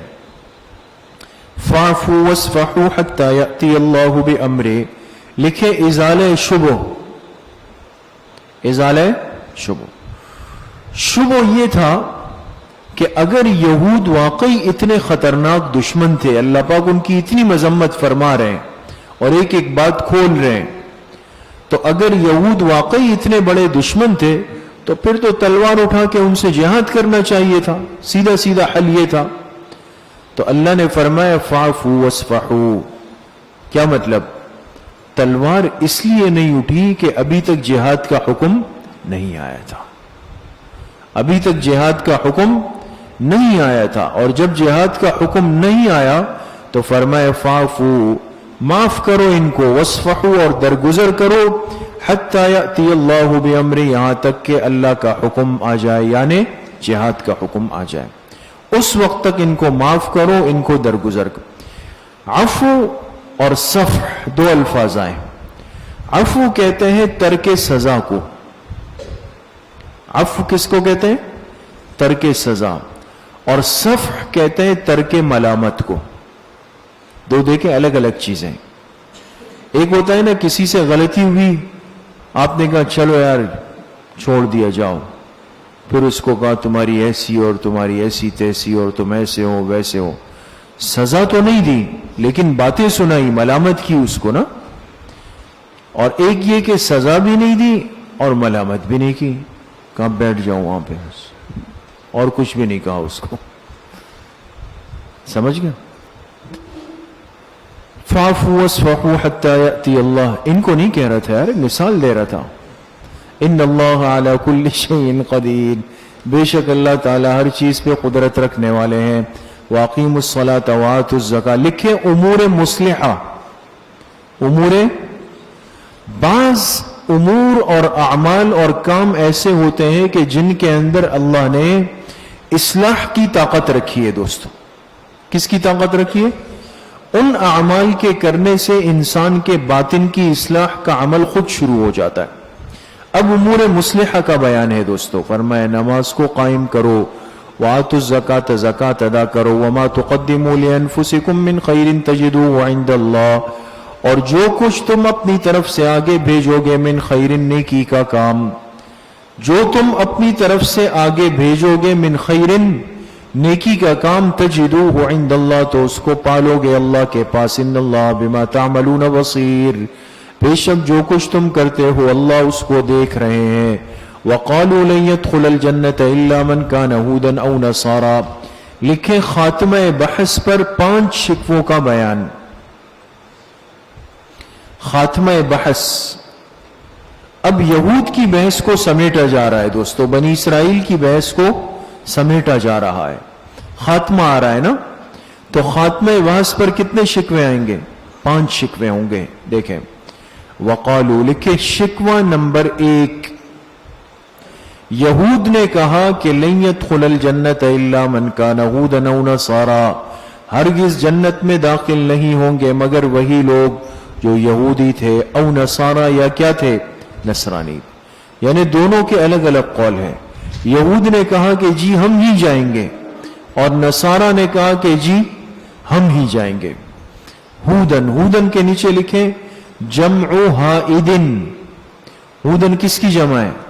حائد کی جمع ہے. اور حاشیے پر لکھیں حائد کے معنی ہے توبہ کرنے والا. حائد کے معنی کیا ہے؟ توبہ کرنے والا. سمجھ گئے دوستو؟ او نصارا، نصارا کے نیچے لکھیں جمع نصران، مدد کرنے والا، مدد کرنے والا، نصران. اور حاشیے پر لکھیں کہ یہ شکوہ صرف یہود کا نہیں بلکہ سب کا ہے. 5 شکوے آئیں گے نا. یہ جو پہلا شکوہ ہے یہ صرف یہود سے نہیں ہے بلکہ سب کافر. کیوں؟ اس لیے کہ کفر کی جتنی شکلیں ہیں دنیا میں، ہر ایک کا دعویٰ یہ کہ جنت ہماری ہماری ہے اور کسی کی نہیں ہے. تو اللہ نے ان کا شکوہ فرمایا تلک امانیہم، فرمایا یہ ان کے دل بہلاوے ہیں. یہ استاد صاحب کا ترجمہ ہے. دل بہلاوے جانتے ہیں نا, دل بہلانے کی باتیں ہیں. اور عام ترجمہ ہماری اردو کے اعتبار سے کیا ہوگا, یہ ان کی آرزویں ہیں, یہ صرف ان کی آرزویں ہیں. قل ہاتوا برہانکم ان کنتم صادقین, اے میرے حبیب صلی اللہ علیہ وسلم آپ ان سے کہہ دیجئے لے آؤ دلیل اگر تم سچے ہو. اگر واقعی جنت تمہاری ہی ہے اور کوئی نہیں جا سکتا تو پھر دلیل لے آؤ, پتہ تو چلے کہ تمہیں ہی کاغذات ملیں اس کے. بلا من اسلم وجہہ للہ, لکھیں قانون خداوندی, قانون جنت میں جانے کا ضابطہ اور قانون کیا ہے وہ اللہ بیان فرما رہے ہیں. بلا, ہرگز نہیں, بلکہ من اسلم وجہہ للہ, جس شخص نے بھی تابع کر دیا اپنی ذات کو اللہ کے لیے. یہ ترجمہ لکھے, جس نے بھی اپنی ذات کو تابع کر دیا کس کے لیے, اللہ کے لیے, اللہ کے لیے اپنی ذات کو تابع کر دیا.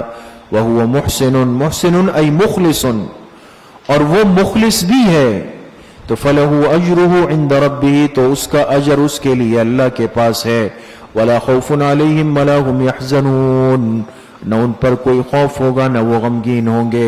وقالت اليهود ليست النصارى على شيء وقالت النصارى ليست اليهود على شيء. لکھے شکوہ نمبر 2. دوسرا شکوہ کیا ہے, یہود کہتے تھے کہ نصارہ کچھ بھی نہیں ہے, اور نصارہ کہتے تھے کہ یہود کچھ بھی نہیں ہے, ایک دوسرے کی بھی نفی کرتے تھے. تو نصارہ کے نزدیک یہود کا تصور غلط ہے, یہود کے نزدیک نصارہ کا. اللہ پاک نے فرمائے وَهُمْ يَتْلُونَ الْكِتَابِ, حالانکہ یہ دونوں گروہ کتاب کی تلاوت بھی کرتے ہیں. ہم کے نیچے لکھے دونوں گروہ. دونوں گروہ کون سے, یہود و نصارہ. اور الکتاب کے نیچے کیا لکھیں گے, تورات و انجیل. وہ تورات پڑھتے تھے, یہ انجیل پڑھتے تھے, تب بھی وہ کہتے تھے کہ یہ ان کی کوئی حیثیت نہیں, وہ کہتے تھے ان کی کوئی حیثیت نہیں. كَذَلِكَ قَالَ الَّذِينَ لَا يَعْلَمُونَ مِثْلَ قَوْلِهِمْ, اور اسی طرح کی بات کی انہوں نے بھی, لا يعلمون, جو کچھ نہیں جانتے. لا يعلمون کے نیچے لکھے مشرکین عرب. ہمارے حضرت مولانا فضل محمد صاحب دامت برکاتہم وہ اس کا ترجمہ کرتے تھے كَذَلِكَ قَالَ الَّذِينَ لَا يَعْلَمُونَ مِثْلَ قَوْلِهِمْ. اور اسی طرح جھٹوں نے بھی کہا. جھٹ, وہ مشرکین کا ترجمہ جھٹوں سے کرتے تھے کہ ان کے پاس تو نہ کتاب ہے نہ دین ہے, کچھ بھی نہیں ہے. تو کہا انہی طرح کی بات جھٹوں نے بھی کی, یعنی مشرکین عرب نے کی. فَاللَّهُ يَحْكُمُ بَيْنَهُمْ, يَحْكُمُ کے نیچے لکھے عملی فیصلہ. اللہ ان سب کے مابین عملی فیصلہ فرمائیں گے قیامت کے دن, فیما, اس بات میں جس میں اختلاف کر رہے ہیں. ایک فیصلہ تو دلائل کا ہوتا ہے, تحریر کا ہوتا ہے. ایک یہ کہ قیامت کے دن سب جمع ہو جائیں گے, سب کھڑے ہوئے ہیں, ہر ایک کا دعویٰ یہ کہ جی ہم جنتی ہے, سب دعوے دار تھے نا. اللہ عملی فیصلہ فرمائیں گے. یہود کو بھی جہنم میں ڈال دیا, نصارہ کو بھی ڈال دیا, مشرکین کو بھی ڈال دیا, مسلمانوں کو جنت میں ڈال دیا. یہ ہے عملی فیصلہ. اللہ ہم سب کو نصیب فرمائے. وَمَنْ أَظْلَمُ مِمَّنْ مَنَعَ, لکھے شکوہ نمبر 3. شکوہ نمبر 3, اور لکھے یہ عام ہے. یہ شکوہ کیا ہے دوستو, یہ عام شکوہ ہے, صرف یہود کا نہیں ہے, ہر ایک سے. وَمَنْ أَظْلَمُ مِمَّنْ مَنَعَ مَسَاجِدَ اللَّهِ, کون اس سے بڑا ظالم ہوگا جو کہ روکے اللہ کی مسجدوں سے, جو اللہ کی مسجدوں سے لوگوں کو روکے, رکاوٹ بن جائے. کس چیز سے روکے, ان یذکر, ان یذکر کے نیچے لکھے بدل الاشتمال. بدل کی قسمیں پڑھی نا, بدل الکل, بدل البعض, بدل الاشتمال اور بدل الغلط. یہ کون سا بدل ہے, بدل الاشتمال ہے. کون اس سے بڑا ظالم ہوگا جو منع کرے لوگوں کو اللہ کی مسجدوں سے. کس بات سے منع کرے, ان یذکر فی اسمہ, کہ اللہ کی مسجدوں میں اللہ کا نام لیا جائے, ذکر سے لوگوں کو منع کرے. مسجد میں کس سے منع کرے, ذکر سے منع کرے. معلوم ہوا کہ مسجد میں ذکر بھی ہونا چاہیے, سمجھ گئے. ذکر کی مجلس یہ مسجد کا حق ہے دوستو. بعض لوگ اس کی نفی کرتے ہیں کہ جی مسجد میں ذکر نہیں ہونا چاہیے, یہ انہوں نے کیا حلقے بنا لیے. ہاں, وہ ذکر جہری جو اعتدال سے نکل جائے اور اس کی وجہ سے باقی اعمال کرنے والوں کے اعمال میں پریشانی ہو, وہ منع لکھا ہے فقہا نے. باقی اگر ذکر خفی ہے یا ذکر معتدل ہے تو وہ نہ صرف جائز ہے بلکہ مطلوب ہے مسجدوں کے اندر. سمجھ میں آ گئے؟ ذکر کے حلقے بھی مسجد میں قائم ہونا ضروری. تو جو منع کرے اللہ کے گھر میں اللہ کا نام لینے سے, وَسَعَى فِي خَرَابِهَا, اور کوشش کرے اس کو ویران کرنے میں کہ اللہ کی مسجدیں کیا ہو جائیں؟ ویران ہو جائے. أُولَٰئِكَ مَا كَانَ لَهُمْ أَن يَدْخُلُوهَا إِلَّا خَائِفِينَ, یہ وہ لوگ ہیں اللہ فرماتے ہیں ما کان لہم, اس کا ترجمہ لکھیں, مناسب نہیں تھا ان کے لیے ان يدخلوها, کہ وہ مسجدوں میں داخل ہوتے الا خائفین, مگر ڈرتے ہوئے. ان کے لیے مناسب نہیں تھا کہ مسجدوں میں داخل ہوتے مگر ڈرتے ہوئے. لہم فی الدنیا خزی, لکھے انجام دنیاوی, ان کے لیے دنیا میں رسوائی ہے. دنیا میں کیا ہے؟ رسوائی ہے. وَلَهُمْ فِي الْآخِرَةِ عَذَابٌ عَظِيمٌ, انجام اخروی, اور ان کے لیے آخرت میں بہت بڑا عذاب ہے. وَلِلَّهِ الْمَشْرِقُ وَالْمَغْرِبُ, لکھے تسلی مومنین, تسلی مومنین. حاشیے پر لکھے سوال یہ پیدا ہوتا تھا کہ اگر ہمیں مسجدوں سے روک دیا گیا, مسجدوں سے, تو پھر ہم کیا کریں گے؟ تو پھر ہم کیا کریں گے؟ اللہ نے اس کا جواب دیا کہ پریشان مت ہو, ہر جہت اللہ ہی کی ہے. ہر جہت کس کی ہے؟ اللہ ہی کی ہے. اللہ ہی کے ہے مشرق اور اللہ ہی کے ہے مغرب. المشرق والمغرب, اس سے مراد حاشیے پر لکھے تمام جہتیں. ذکر تو دو کا کیا لیکن دنیا میں 4 سمتیں ہیں نا, تمام جہتیں مراد ہے, لیکن مشہور یہ 2 جہتیں ہیں, اس لیے ان کا ذکر فرمایا ہے کہ مشرق و مغرب سب اللہ کا ہے, جہاں رخ کر کے نماز پڑھ لو بس. ابھی آپ حضرات نے دیکھا پچھلے سال جب یہ وبائی مرض پھیلا تو مسجدوں میں جو ہے وہ پابندیاں لگی کہ بھئی اتنے نمازی آئے, اتنے آئے, اتنے آئے, اتنے آئے. تو آپ علماء نے, مفتیان نے یہی فتویٰ دیا نا کہ بھئی اپنے گھروں میں, چھتوں میں, پارکنگوں میں, جہاں ہو سکتا ہے نماز پڑھو. تو جمعے بھی ہوئے اور سب کچھ ہوئے وہاں پہ. پھر بعض لوگوں کی عادتیں بھی خراب ہو گئی تھی, پتہ ہے آپ لوگوں کو, ان کو پھر اچھا لگتا تھا کہ بھئی یہی نیچے اتر کے جمعہ پڑھ لوں. تو یہ بھی احتیاط کے خلاف ہے, وقتی چیز ہے. فَأَيْنَمَا تُوَلُّوا فَثَمَّ وَجْهُ اللَّهِ, فرمایا جہاں بھی تم منہ پھیرو گے, جہاں بھی تم منہ پھیرو گے, لکھو قبلے کی طرف, بس وہی پر اللہ کی ذات ہے. یہ خیال کریں, جو بدباطن قسم کے لوگ ہوتے ہیں نا, وہ کہتے ہیں جہاں بھی تم رخ کرو بس وہیں اللہ ہے. وہ کہتے ہیں قبلہ رخ تو ضروری نہیں ہے, ہر جگہ اللہ تعالی ہے. سمجھ گئے؟ تو مقصد یہ فَأَيْنَمَا تُوَلُّوا, جس جگہ بھی تم منہ پھیرو گے قبلے کی طرف. کس کی طرف؟ قبلے کی طرف, تو وہاں کیا ہے؟ اللہ کی ذات ہے. مقصد یہ ہے کہ اس سے پریشان نہیں ہو کہ بھئی ہم مسجد نہیں آ سکے. اگر مسجد بند کر دی کسی ظالم نے تو دوسری جگہ گھر میں کھڑے ہو جاؤ, قبلہ رخ ہو جاؤ, وہاں بھی اللہ پاک کی ذات ہے. سمجھ گئے؟ تو جہت کی نفی نہیں ہے, مکان کی نفی ہے. او بابا سمجھ میں آ گئی؟ جہت کی نفی نہیں ہے. جہت تو کیا ہے؟ قبلہ ہی ہوگا, منہ قبلے کی طرف ہی کرنا ہوگا. لیکن مکان کی نفی کی کہ مسجد ضروری نہیں, روڈ میں پڑھ لو, بلڈنگ میں پڑھ لو, گھر میں پڑھ لو, چھت میں پڑھ لو, سڑک پہ پڑھ لو, تمہارا رخ اگر قبلے کی طرف ہے تو نماز ہو رہی ہے. ان اللہ واسع علیم. سمجھ گئے؟ بے شک اللہ تعالیٰ وسعت رکھنے والے, جاننے والے ہیں. وقالوا اتخذ اللہ ولدا سبحانہ, لکھے شکوہ نمبر 4, شکوہ نمبر 4. اور یہود نے کہا کہ اللہ نے اولاد بنا لی. اللہ نے کیا بنا لی؟ اولاد بنا لی. سبحانہ, لکھیں جواب شکوہ, پاک ہے اللہ کی ذات, پاک ہے اللہ کی ذات. اللہ کی ذات پاک ہے. اب اللہ کے لیے اولاد ثابت نہیں ہو سکتی. کیوں؟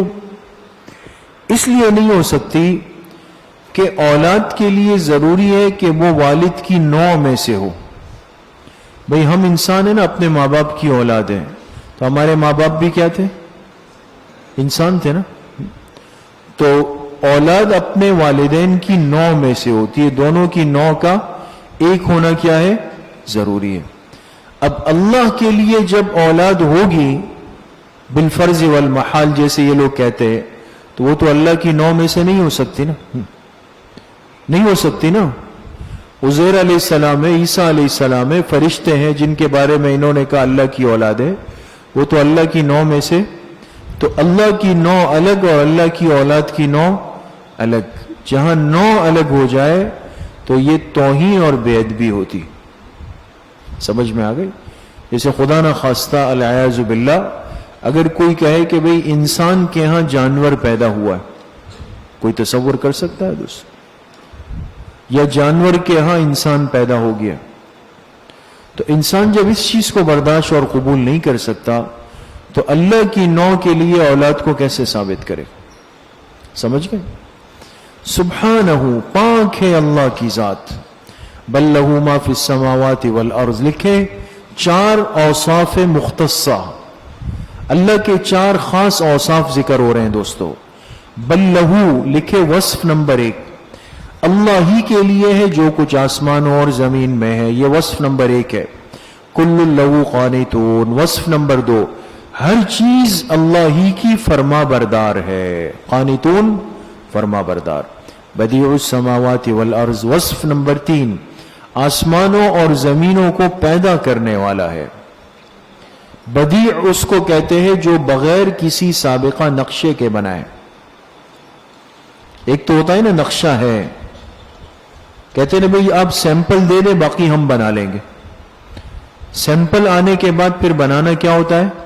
نمونہ آنے کے بعد آسان ہوتا ہے. بدیع وہ ذات ہے کہ جس کے پاس پہلے کوئی نقشہ نہیں تھا، کوئی نمونہ نہیں تھا. آسمانوں اور زمینوں کو پیدا کرنے والا. وَإِذَا قَضَى أَمْرًا، لکھے وصف نمبر 4، اور جب وہ کسی معاملے کا فیصلہ فرمائے فَإِنَّمَا يَقُولُ لَهُ، تو بے شک وہ کہتا ہے اس معاملے کے لیے کن، ہو جا. فَيَكُونُ، تو وہ ہو جاتی ہے. وَقَالَ الَّذِينَ لَا يَعْلَمُونَ، لکھے شکوہ نمبر 5. شکوہ نمبر 5 یہ مشرکین سے ہے دوستو، جھٹوں سے. اور کہا انہوں نے جو کچھ بھی نہیں جانتے مشرکین، انہوں نے کیا کہا؟ کہ لولا یکلمنا اللہ، اللہ ہم سے کیوں بات نہیں کرتے؟ اللہ تعالی ہم سے کیوں بات، یعنی ہم سے براہ راست ہم کلام ہو جائے. یعنی آپ علیہ السلام پر اگر وحی اترتی ہے تو ہم سے بھی اللہ کبھی بات کر لے. آپ لوگوں نے نفحۃ العرب میں ایک واقعہ پڑھا ہے نا، انف فی الماء و استن فی السماء، پڑھا؟ یہ اس کا مصداق تھے. اللہ ہم سے بات کر لے. واہ. او تأتینا آیا، یا ہمارے پاس کوئی دلیل آ جائے. دیکھیں انہوں نے کتنی باتیں رکھی، 2، کہ اللہ ہم سے کیوں بات نہیں کرتے، یا یہ کہ اللہ ہم پر کوئی دلیل کیوں نہیں بھیجتے. اب اس میں سے جو پہلا سوال تھا نا، پہلا یہ جاہلانہ سوال تھا، اس کی کوئی حیثیت نہیں تھی، اور کبھی بھی جاہلانہ سوال کا جواب نہیں دیا جاتا ہے اور نہیں دینا چاہیے. اس لیے اللہ پاک نے بھی اس کی طرف کوئی توجہ نہیں فرمائی. سمجھ گئے؟ اس کی کوئی حیثیت نہیں تھی. دوسرا سوال انہوں نے یہ تھا کہ بھئی کوئی دلیل، کوئی نشانی آپ علیہ السلام کی نبوت پہ. یہ سوال چونکہ معقول تھا، معقولی سوال تھا، تو اس کا جواب اللہ پاک نے دیا. دوسرے كَذَلِكَ قَالَ الَّذِينَ مِن قَبْلِهِمْ مِثْلَ قَوْلِهِمْ، لیکن جواب شکوہ. اللہ نے فرمایا اسی طرح کی بات کی انہوں نے جو ان سے پہلے گزرے تھے، جو ان سے پہلے گزرے. ہر زمانے کے مشرکین اپنے پیغمبر سے کہتے تھے بھئی ہمیں کوئی دلیل نشانی. اتنی بڑی اللہ کی کتاب اور وحی اترتی ہے، اس کے باوجود کہہ رہے کوئی نشانی. اتنے معجزات اپنی آنکھوں سے دیکھتے تھے پھر بھی کہتے تھے کوئی نشانی. خلاف عقل بات ہے نا. تو اللہ نے فرمایا اسی طرح کی بات انہوں نے بھی کی جو اس سے پہلے گزرے. تشابہت قلوبہم، ان کے دل آپس میں ملے ہوئے ہیں، ان کے دل آپس میں ملے ہوئے ہیں. ہر زمانے کے کفر اور باطل میں مشترکات ہوتے ہیں دوستوں.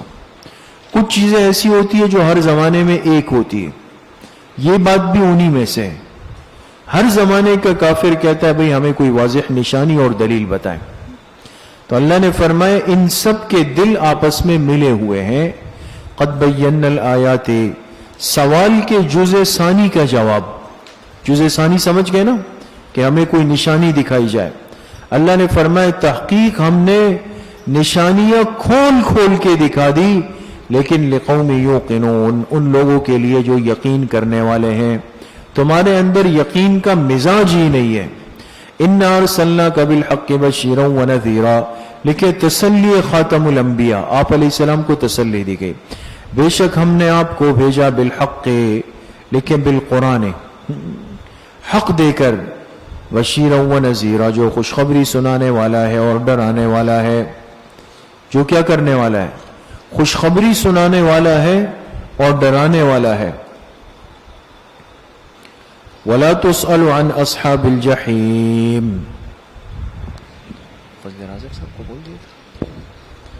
وَلَا تُسْأَلُ عَنْ أَصْحَابِ الْجَحِيمِ، اور نہیں پوچھا جائے گا آپ سے جہنمیوں کے بارے میں، جہنم والوں کے بارے میں.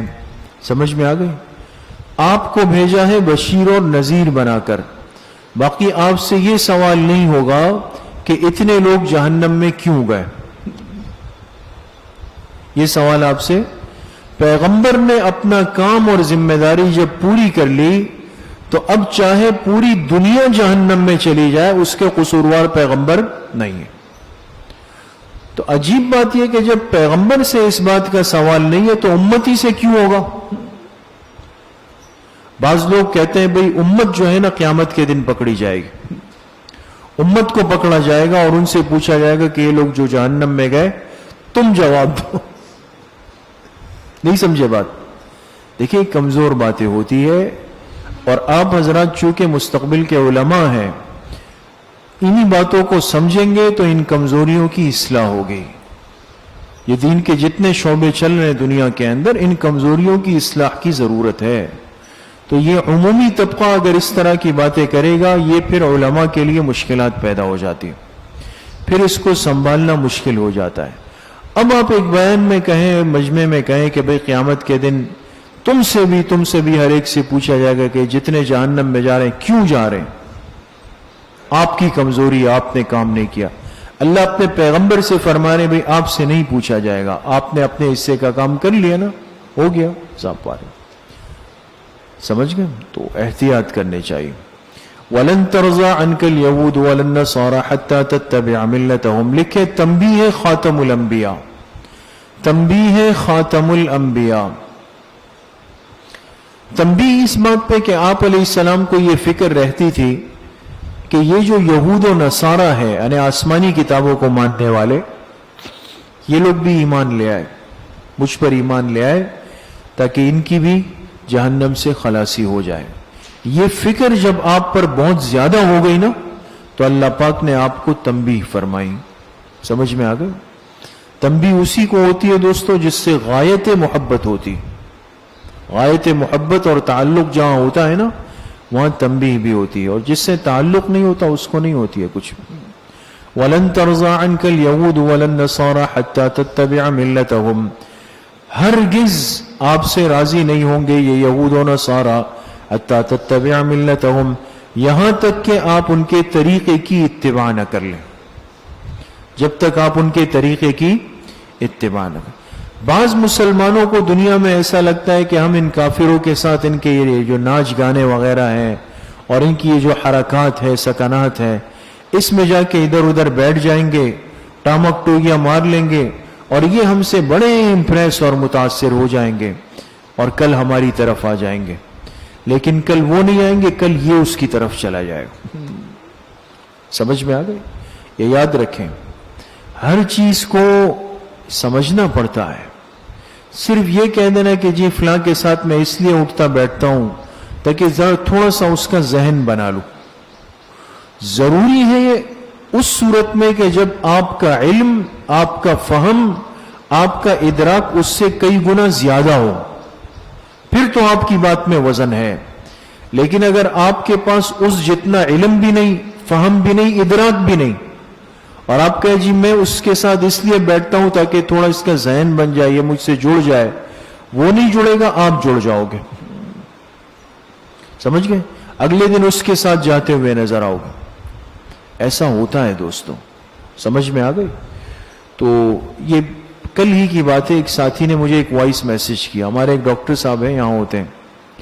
کہنے لگے ہمارے حلقے کے ایک بہت اچھے نوجوان دوست ہیں اور ان کی دوستی ہو گئی ایک کرسچن لڑکے سے، عیسائی لڑکے سے. ہم نے اس سے کہا بھی کہ بھئی آپ تھوڑا احتیاط کریں. کہا میں اس پر محنت کر رہا ہوں تاکہ یہ آ جائے دین کی طرف. تو کہا اب کچھ دنوں سے جو ہمارا وہ دوست ہے نا، جو مسلمان دوست ہے، کب وہ یہ کہتا ہے کہ بھئی میں دعا مانگتا ہوں، اب میں اس عیسائی کا اکرام اس لیے کرتا ہوں، اس کا اتنا خیال اس لیے رکھتا ہوں کہ قیامت کے دن عیسیٰ علیہ السلام مجھ سے راضی ہو جائیں، اور قیامت کے دن عیسیٰ علیہ السلام جو ہے اللہ پاک سے ملے. تو کہا یہ جملے صحیح ہے. تو میں نے اس ڈاکٹر صاحب سے کہا کہ ان کے یہ جملے واضح طور پر دلیل ہے کہ یہ ذہناً عیسائیت کی طرف جا رہے ہیں. سمجھ میں آ گئی؟ اس لیے کہ خود عیسیٰ علیہ السلام اپنی امت کو تلقین کر کے گئے ہیں آخری پیغمبر پر ایمان لانے کی، اور ہم تو حضور علیہ السلام کی شفاعت کے امیدوار ہیں نا، اور اسی میں حضرت عیسیٰ علیہ السلام کی رضامندی ہے. لہذا اس طرح کے جملے کہنا دلیل ہے کہ ذہن عیسائیت سے متاثر ہو رہا ہے. یہ چیزیں خطرناک ہوتی ہیں. ہمارے لوگ سمجھتے نہیں ہیں. کوئی عیسائی سے دوستی گانٹھ لیتا ہے، کوئی ہندو کے ساتھ بیٹھتا ہے، کوئی قادیانی کے ساتھ، کوئی رافضی کے ساتھ، کہتے ہیں ہم ان کو متاثر کریں گے. متاثر کرتے تو نہیں، ہو کر آ جاتے. ذہن خراب ہو جاتا ہے، پھر الٹے سیدھے سوالات کرتے ہیں. مسلمان ختم تو نہیں ہوئے، ان سے دوستی کر لی جائے. قل ان ہدی اللہ هو الہدی، آپ کہہ دیجئے ہدی اللہ کے نیچے لکھیں اسلام.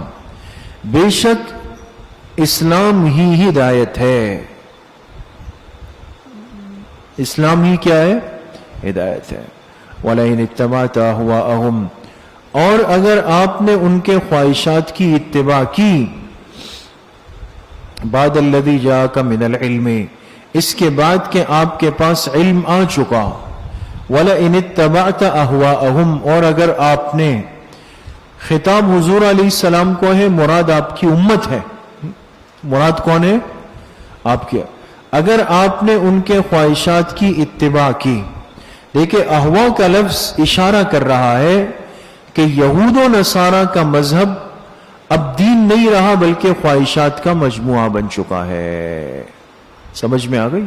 اس لیے احواءہم سے تعبیر کیا. اس کے بعد کہ آپ کے پاس علم آ چکا یعنی دین کا، مالک من اللہ، لکھے نتیجہ اتباع. ان کی اتباع کا نتیجہ کیا ہوگا؟ کہ نہیں ہوگا آپ کے لیے من اللہ، اللہ کے مقابلے میں کوئی کارساز اور نہ کوئی مددگار. الذین آتیناہم الکتاب، حاشیے پر لکھیں ربط آ رہا ہے دوستو. جہاں موضوع بدلے گا تو آپ رب بیان کریں گے. معاندین کے بعد منصفین کا بیان. معاندین کے بعد، یہ دین اسلام کا حسن ہے دوستو، ہر پہلو کی وضاحت ہوتی. جہاں یہود و نصارہ کی اتنی مذمت آئی تو ان میں سے وہ لوگ جنہوں نے اسلام کو قبول کیا تھا، حق کو قبول کیا تھا، اللہ پاک نے ان کا بھی تذکرہ فرمایا. فرمائے سب ایسے نہیں ہیں، ان میں سے بعض کو ہدایت بھی ملی اور انہوں نے حق کو قبول بھی کیا. تو معاندین کے بعد اب کن کا بیان ہے؟ منصفین، انصاف پسند لوگوں کا. الذین آتیناہم الکتاب، لکھے دلیل نقلی از مؤمنین اہل کتاب، وہ اہل کتاب جو ایمان کے دائرے میں داخل ہوئے. دلیل نقلی از مؤمنین اہل کتاب. الذین آتیناہم الکتاب، جن کو ہم نے کتاب دی یعنی تورات و انجیل. یتلونہ حق تلاوتہ، وہ اس کتاب کی تلاوت ایسے ہی کرتے ہیں جیسے اس کی تلاوت کا حق ہے. کون سی کتاب کی؟ قرآن کی. قرآن.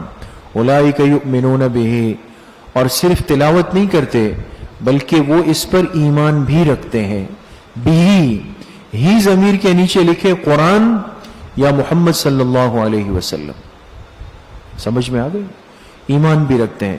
وَمَن يَكْفُرْ بِهِ، اور جو اس کا انکار کرے گا فَأُولَئِكَ هُمُ الْخَاسِرُونَ، تو وہ لوگ خسارے میں ہیں. یا بنی اسرائیل، لکھیں ترغیب. اب دیکھیں، آپ سے عرض کیا تھا کہ 3 دفعہ یا بنی اسرائیل آئے گا. پہلا جو بنی اسرائیل تھا وہ کیا تھا؟ تمہید تھی یا عنوان تھا، اجمالی عنوان. اجمالی عنوان. دوسرا یا بنی اسرائیل جو تھا وہ اس اجمال کی تفصیل تھی. اور اب جو تیسرا ہے یہ خلاصہ ہے اور نتیجہ تفصیل ہے. تیسرا یا بنی اسرائیل خلاصہ ہے اور نتیجہ تفصیل ہے. یا بنی اسرائیل، اے بنی اسرائیل، اذکروا نعمتی التی انعمت علیکم، یاد کرو میری ان نعمتوں کو جو میں نے تم پر کی. وانی فضلتکم علی العالمین، اور میں نے تمہیں فضیلت دی تمام جہان والوں پر. جواب آتا ہے اس کا؟ آپ کو اشکال ہے نا اس پر کہ تمام جہان والوں پر کیسے فضیلت دی؟ اپنے زمانے کے اعتبار سے. دوسرا جواب جزئی فضیلت، مخصوص چیزوں کے اندر. سمجھ گئے؟ واتقوا یوم، اللہ خیال کرے امتحان بھی ہوگا. ہاں، ترہیب. اب ترہیب ہے، ڈرو اس دن سے لا تجزی نفس عن نفس شیئا، جس دن کوئی نفس دوسرے نفس کی طرف سے کچھ بھی بدل نہیں بن سکے گا، عوض نہیں بن سکے گا. ولا يقبل منها عدل، نہ اس سے کوئی معاوضہ قبول کیا جائے گا. عدل کا ترجمہ ہے معاوضہ. ولا تنفعها شفاعہ، نہ کوئی سفارش فائدہ دے گی. ولا هم ينصرون، نہ ان کی مدد کی جائے گی. وَإِذِ ابْتَلَىٰ إِبْرَاهِيمَ رَبُّهُ بِكَلِمَاتٍ، تمہید برائے اس بات رسالت. تمہید برائے اس بات رسالت. فرماتے ہیں یاد کرو اس وقت کو جبکہ آزمایا ابراہیم علیہ السلام کو ربہ، ان کے رب نے. ربہ فاعل مؤخر ہے اور ابراہیم مفعول مقدم ہے. جب آزمایا ابراہیم علیہ السلام کو ان کے رب نے. کس طرح آزمایا؟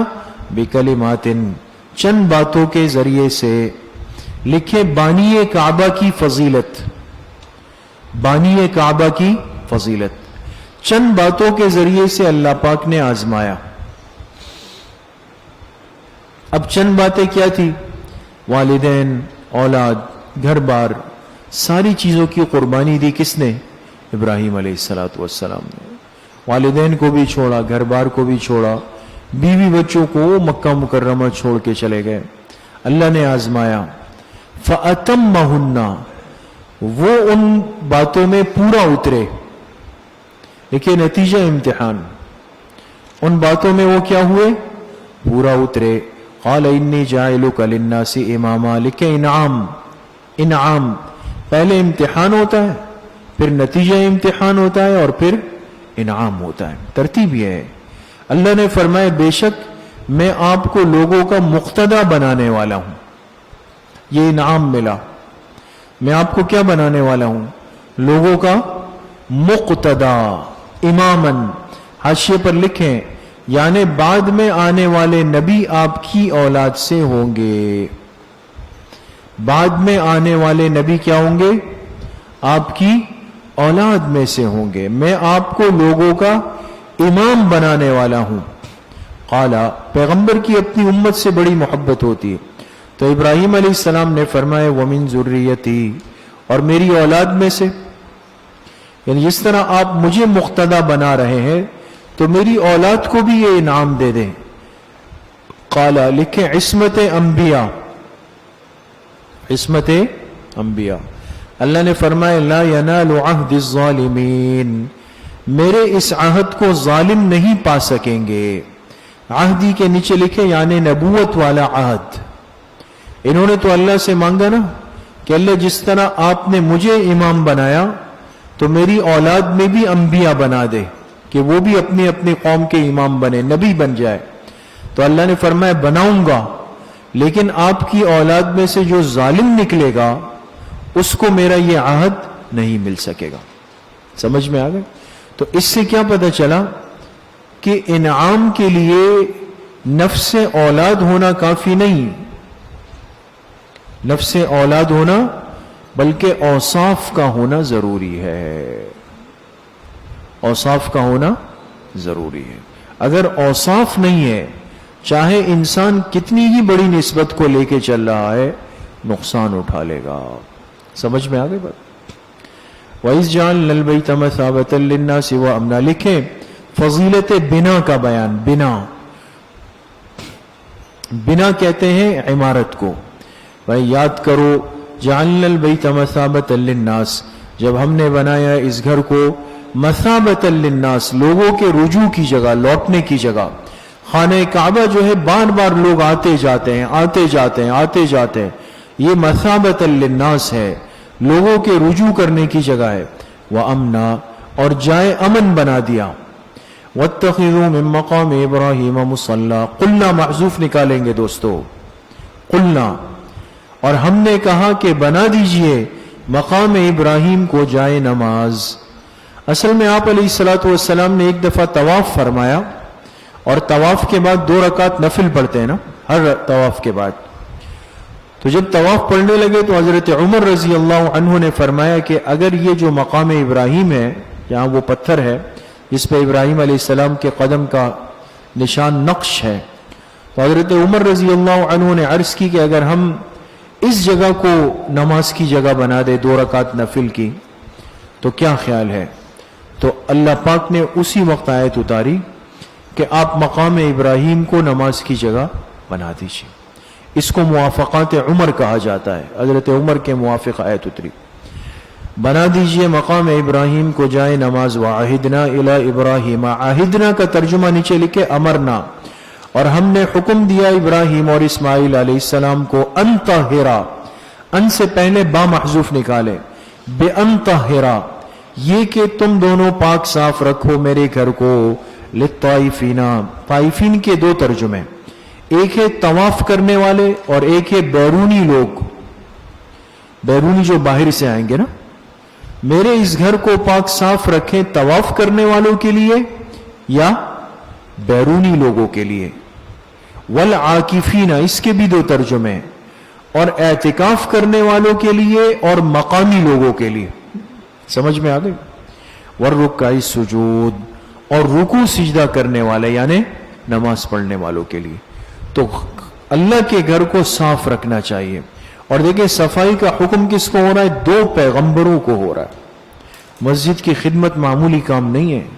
آج تو سب سے زیادہ جو نمازی آتے ہیں وہ مسجد کے خادم کو دباتے ہیں، پھر اس کے بعد مؤذن کو، اور پھر اس کے بعد امام کو دباتے ہیں. سمجھ گئے؟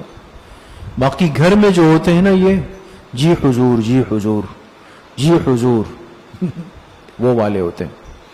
واقعی میں یہ آپ سے عرض کروں، ہمارے علماء نے لکھا ہے جو آدمی مسجد کے خدام سے بے ادبی کرتا ہو یہ گھر کے اندر لازماً بزدل ہوتا ہے، اور جو آدمی مسجد کے عملے کا اکرام کرتا ہے یہ باہر کی دنیا میں بہادر ہوتا ہے.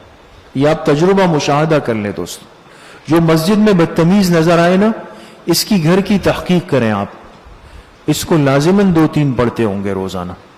واقعی میں آپ دیکھ لیں اس کو. وَإِذْ قَالَ إِبْرَاهِيمُ رَبِّ اجْعَلْ، لکھے ادعیہ ابراہیمیہ، ابراہیم علیہ السلام کی دعائیں ہیں. وَإِذْ قَالَ إِبْرَاهِيمُ، یاد کرو جب ابراہیم علیہ السلام نے فرمایا رب اجعل هذا البلد آمنا، هذا بلدن آمنا، اے میرے رب اس شہر کو امن کی جگہ بنا دے. لکھے دعا نمبر 1، پہلے دعا کی کہ اللہ اس شہر کو امن دے دے. وارزق اہلہ من الثمرات، دعا نمبر 2، اور اللہ اس شہر والوں کو پھلوں کا رزق دے دے. کس کا رزق دے دے؟ پھل فرمائے، من الثمرات فرمائے. اب اللہ کی شان دیکھیں، دعا ایسی قبول ہوئی ہے کہ مکہ مکرمہ کی زمین میں سوائے کھجور کے اور کسی فصل کے اگانے کی صلاحیت نہیں ہے، لیکن دنیا کے تمام پھل کونے کونے سے پہلے وہاں پہنچتے، مکہ اور مدینہ کے اندر ہر چیز وہاں ملے گی۔ یہاں والوں کو پھلوں کا رزق دے دے، من آمن منہم باللہ والیوم الآخر، لکھے بدل الباز من اہلہ، یہ جو من آمن ہے نا یہ بدل الباز بنے گا، کس سے بدل الباز بنے گا؟ من اہلہ سے بنے گا، من اہلہ۔ یہ رزق کن کو دے دے؟ فرمائے جو ایمان لائے ان میں سے اللہ پر اور آخرت کے دن پر، اللہ پر اور آخرت کے۔ اب بہت غور کریں دوستو، بہت غور کریں۔ ابراہیم علیہ السلام نے دعا مانگی کہ اللہ مکہ کو امن کی جگہ بنا دے اور مکہ والوں کو کیا دے دے؟ رزق بھی دے دے، لیکن آگے شرط لگائی کہ جو ایمان لائے اللہ پر اور آخرت کے دن پر۔ تو گویا انہوں نے اس دعا میں سے کس کو نکال دیا تھا؟ کس کو نکال دیا؟ کافر کو نکال دیا نا، کہ جو کافر ہے اس کو رزق نہیں ملنا چاہیے، اور جو کافر ہے اس کو امن۔ اور ابراہیم علیہ السلام نے یہ شرط کیوں لگائی تھی؟ اس لیے کہ پیچھے اللہ پاک نے کہا تھا لا ینال عہد الظالمین، ہے نا، کہ امامت میں ظالموں کو۔ تو ابراہیم علیہ السلام کو لگا کہ شاید خیر کی دعا صرف مومن کے لیے ہوگی، تو انہوں نے کیا کیا؟ کھانے پینے سے بھی کافر کو باہر کر دیا۔ لیکن اللہ نے فرمایا قالا، اللہ نے فرمایا ومن کفر، جو کفر کرے گا فَأُمَتِّعُهُ قَلِيلًا، میں اس کو بھی تھوڑا فائدہ پہنچاؤں گا، دنیا کا رزق کافر سے نہیں روکوں گا، اس کو بھی فائدہ، ہاں ثُمَّ اسْتَرُّهُ إِلَىٰ عَذَابِ النَّارِ، پھر اس کو کھینچ کر لے جاؤں گا جہنم کے عذاب کی طرف، وَبِئْسَ الْمَصِيرُ، اور کیا ہی برا ٹھکانہ ہے۔ وَإِذْ يَرْفَعُ إِبْرَاهِيمُ الْقَوَاعِدَ، لکھیں اخلاص بانی، بنیاد رکھنے والے کا اخلاص یاد کرو۔ جبکہ اٹھا رہے تھے ابراہیم علیہ السلام القواعد من البیت، بیت اللہ کی بنیادیں، قواعد کا ترجمہ کیا ہے؟ بنیادیں، وہ اٹھا رہے تھے اس کی بنیادیں۔ وَإِسْمَاعِيلُ، اور اسماعیل علیہ السلام بھی۔ اب دیکھیں کام دو حضرات نے کیا، ابراہیم علیہ السلام نے اور اسماعیل علیہ السلام نے۔ تو اللہ پاک اس طرح کہہ دیتے وَإِذْ يَرْفَعُ إِبْرَاهِيمُ وَإِسْمَاعِيلُ الْقَوَاعِدَ، لیکن ابراہیم علیہ السلام کو پہلے ذکر کیا اور آخر میں کس کو؟ اسماعیل علیہ السلام کو ذکر۔ تو اس میں نقطہ یہ ہے کہ اگر باپ بیٹے دونوں کا نام ایک ساتھ ذکر ہوتا تو اس سے ذہن یہ بنتا کہ دونوں کی حیثیت برابر ہے۔ دونوں کی حیثیت کیا ہے؟ جبکہ ابراہیم علیہ السلام معمار تھے اور اسماعیل علیہ السلام مزدور تھے۔ فرق ہوتا ہے نا، کہتے ہیں ایک مستری ہوتا ہے اور ایک مزدور ہوتا ہے۔ نہیں سمجھ رہے بات کو؟ تو ابراہیم علیہ السلام تو گویا معمار تھے اور اسماعیل علیہ السلام ان کے حکم پہ کیا کر رہے تھے؟ کام کر رہے تھے۔ ٹھیک ہے، ربنا تقبل منا، ربنا سے پہلے نکالے یقولون، اور کہہ رہے تھے اے ہمارے رب ہمارے اس عمل کو قبول فرما لے، انک انت السمیع العلیم، بے شک آپ ہی سننے والے جاننے والے ہیں۔ ربنا وجعلنا مسلمین لک ومن ذریتنا امۃ مسلمۃ لک، اور اے ہمارے رب بنا دے ہم دونوں کو اپنا فرما بردار، مسلمین، ہم دونوں کو اپنا کیا بنا دے؟ فرما بردار بنا دے۔ وَمِن ذُرِّيَّتِنَا أُمَّةً مُسْلِمَةً لَكَ، اور ہماری اولاد میں بھی ایک ایسی امت ہو جو آپ کی فرما بردار ہو۔ وَأَرِنَا مَنَاسِكَنَا، أَرِنَا کے نیچے لکھے عَلِّمْنَا، اور ہمیں سکھا دیجئے، مناسکنا، ہمارے مناسک۔ اس کے دو ترجمے لکھے، ایک ہے طریقہ عبادت، طریقہ عبادت، اور ایک ہے احکام حج۔ چونکہ مکہ میں حج ہونا تھا، فرمائے ہمیں حج کا طریقہ دکھا دے یا عبادت کا طریقہ بتا دے۔ وَتُبْ عَلَيْنَا، اور ہم پر مہربانی فرما لے، إِنَّكَ أَنْتَ التَّوَّابُ الرَّحِيمُ، بے شک آپ توبہ قبول کرنے والے رحم کرنے والے ہیں۔ رَبَّنَا وَابْعَثْ فِيهِمْ رَسُولًا مِّنْهُمْ، لکھے دلیل اول برائے اثبات رسالت، دلیل اول برائے اثبات رسالت۔ ابراہیم علیہ السلام کی دعائیں چل رہی ہے اور اے ہمارے رب ابعث فیہم بھیج دیجئے ان مکہ والوں میں رسولاً ایک رسول، لکھے تنکیر برائے تعظیم، تنکیر برائے تعظیم، ایک عظیم رسول بھیج دیجئے منہم جو انہی میں سے ہو، جو کن میں سے ہو؟ جو انہی میں سے ہو۔ لکھیں بشریت رسول، بشریت دعا ہے نا، جو مکہ والوں میں سے ہی آئے، تو مکہ والے بشر تھے نا، تو آپ علیہ السلام بھی بشر۔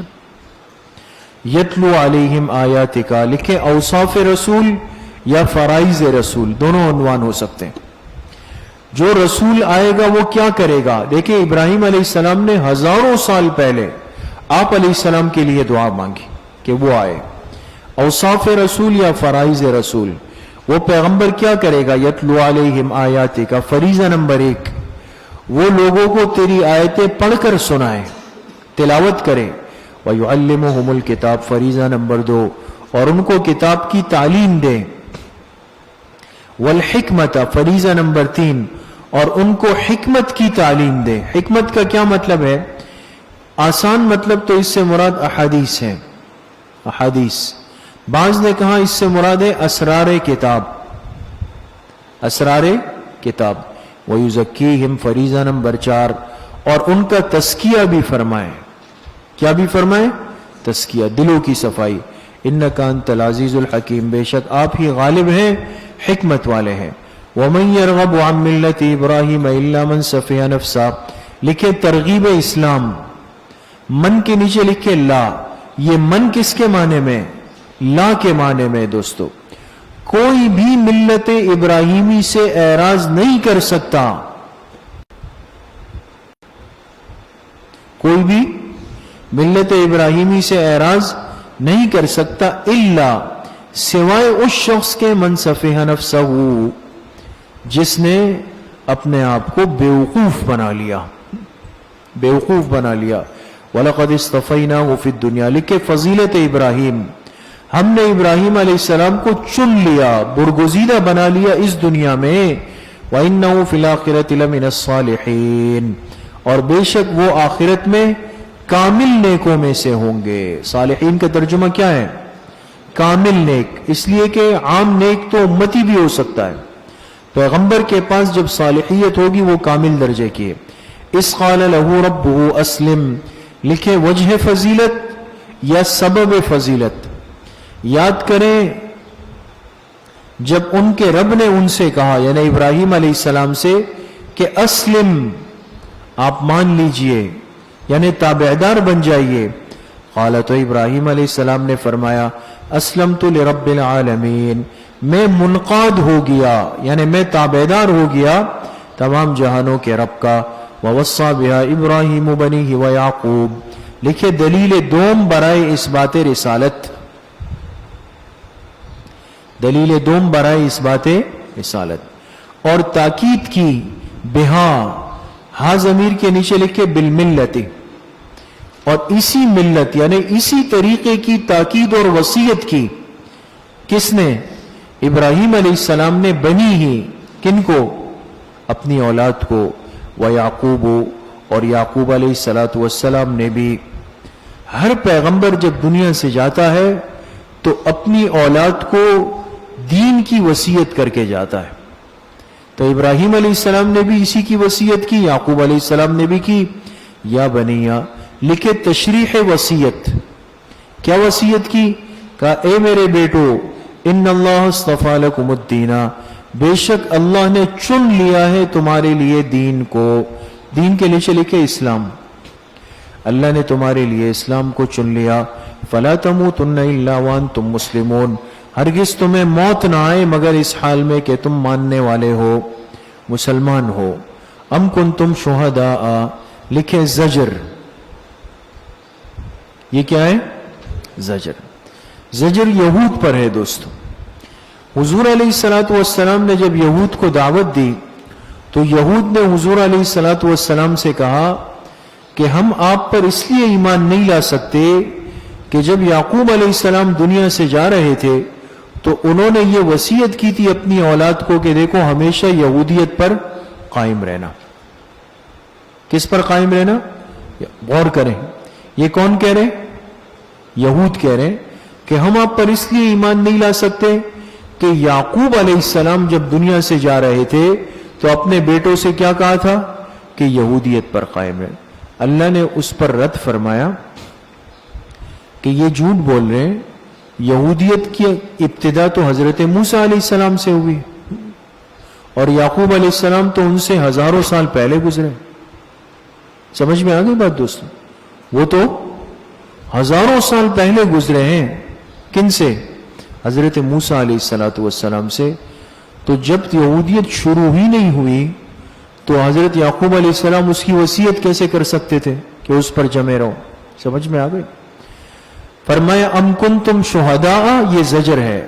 اللہ، کیا تم موجود تھے اس وقت اس حضر یعقوب الموت، جب یعقوب علیہ السلام کی موت کا وقت آیا، اس قال لبنیہ، جب انہوں نے اپنے بیٹوں سے کہا ما تعبدون من بعدی، تم میرے بعد کس کی عبادت کرو گے؟ قالوا، بیٹوں نے کہا نعبد الہک و الہ آبائک ابراہیم و اسماعیل و اسحاق الہا واحدا، ہم عبادت کریں گے جو آپ کے معبود ہے یعنی اللہ تعالی، اور جو کہ ہمارے آباء و اجداد ابراہیم علیہ السلام اور اسماعیل علیہ السلام اور اسحاق علیہ السلام کے الہ واحدا، اور جو کہ ایک ہی معبود ہے یعنی اللہ تعالی، ہم اسی کی عبادت کریں گے. آبائک کے نیچے لکھے مبدل منہ، مبدل منہ لکھا دوستو، ہاں، اور ابراہیم کے نیچے لکھے بدل، یہ بھی لکھ لیا. الہ واحدن پر حاشیے میں لکھے یہ بدل ہے الہ کا سے، جو پیچھے گزرا نا الہ کا، یہ اس سے بدل بنے گا.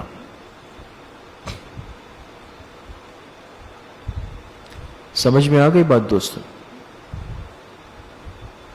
ٹھیک ہے. تلک امت قد خلت لہا ما کسبت، لکھیں ازالہ شبہ، ازالہ شبہ.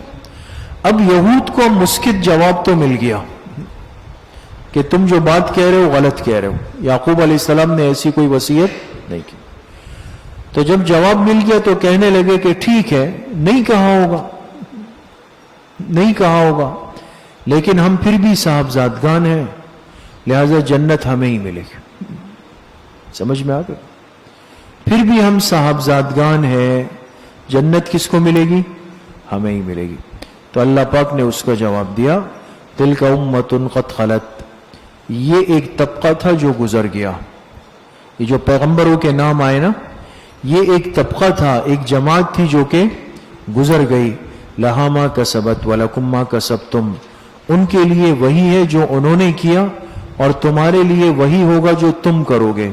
صرف صاحبزادگان ہونے سے کام نہیں بنے گا کہ بھئی ہم ان کے صاحبزادے ہیں تو لہٰذا ہمیں بھی جو ہے ساری چیزیں ملیں گی، ایسا نہیں ہے.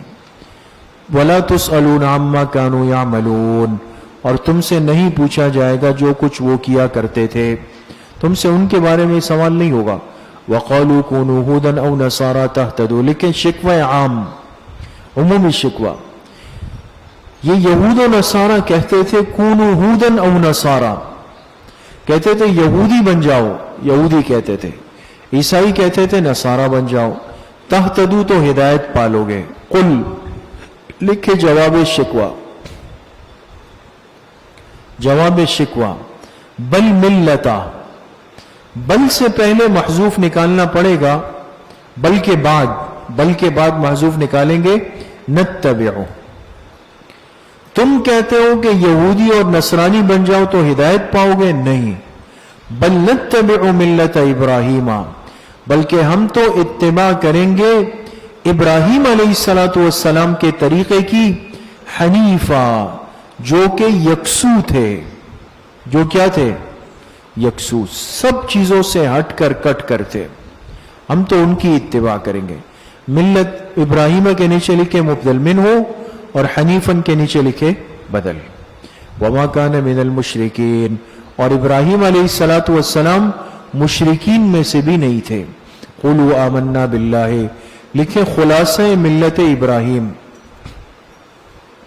خلاصہ ملت ابراہیم. اب ملت ابراہیمی کی تفسیر بیان کر رہے ہیں دوستوں. اس لفظ سے بہت غلط فائدہ اٹھایا گیا. یہودی کہتے تھے ہم ابراہیمی ہیں، عیسائی کہتے تھے ہم ابراہیمی ہیں، مشرک کہتے تھے ہم ابراہیمی ہیں، ہر ایک دعویٰ کر رہا تھا. تو بہت ضروری تھا کہ اس کی کیا ہونی چاہیے؟ وضاحت ہونی چاہیے. تو اللہ نے فرمایا قولو، کہہ دو، آمنا باللہ، ہم ایمان لائے اللہ پہ، وما انزل الینا، اور اس کتاب پر جو ہم پہ اتاری گئی، وما انزل الی ابراہیم و اسماعیل و اسحاق و یعقوب، اور ان احکامات پر بھی جو کہ اتارے گئے ابراہیم و اسماعیل و اسحاق و یعقوب علیہ الصلوۃ والسلام پہ، والاسباط، اور جو ان کی اولاد پہ. اسباط کا ترجمہ کیا ہے؟ اولاد. اب حاشیے پر لکھیں ایک اہم فرق ہے کہ اسماعیل علیہ الصلوۃ والسلام کی جو اولاد ہے ان کو قبائل کہتے ہیں. ان کو کیا کہتے ہیں؟ قبائل. اور حضرت اسحاق علیہ الصلوۃ والسلام کی اولاد کو اسباط کہتے ہیں. ان کو کیا کہتے ہیں؟ اسباط کہتے ہیں. سمجھ میں آ گئی بات دوستوں؟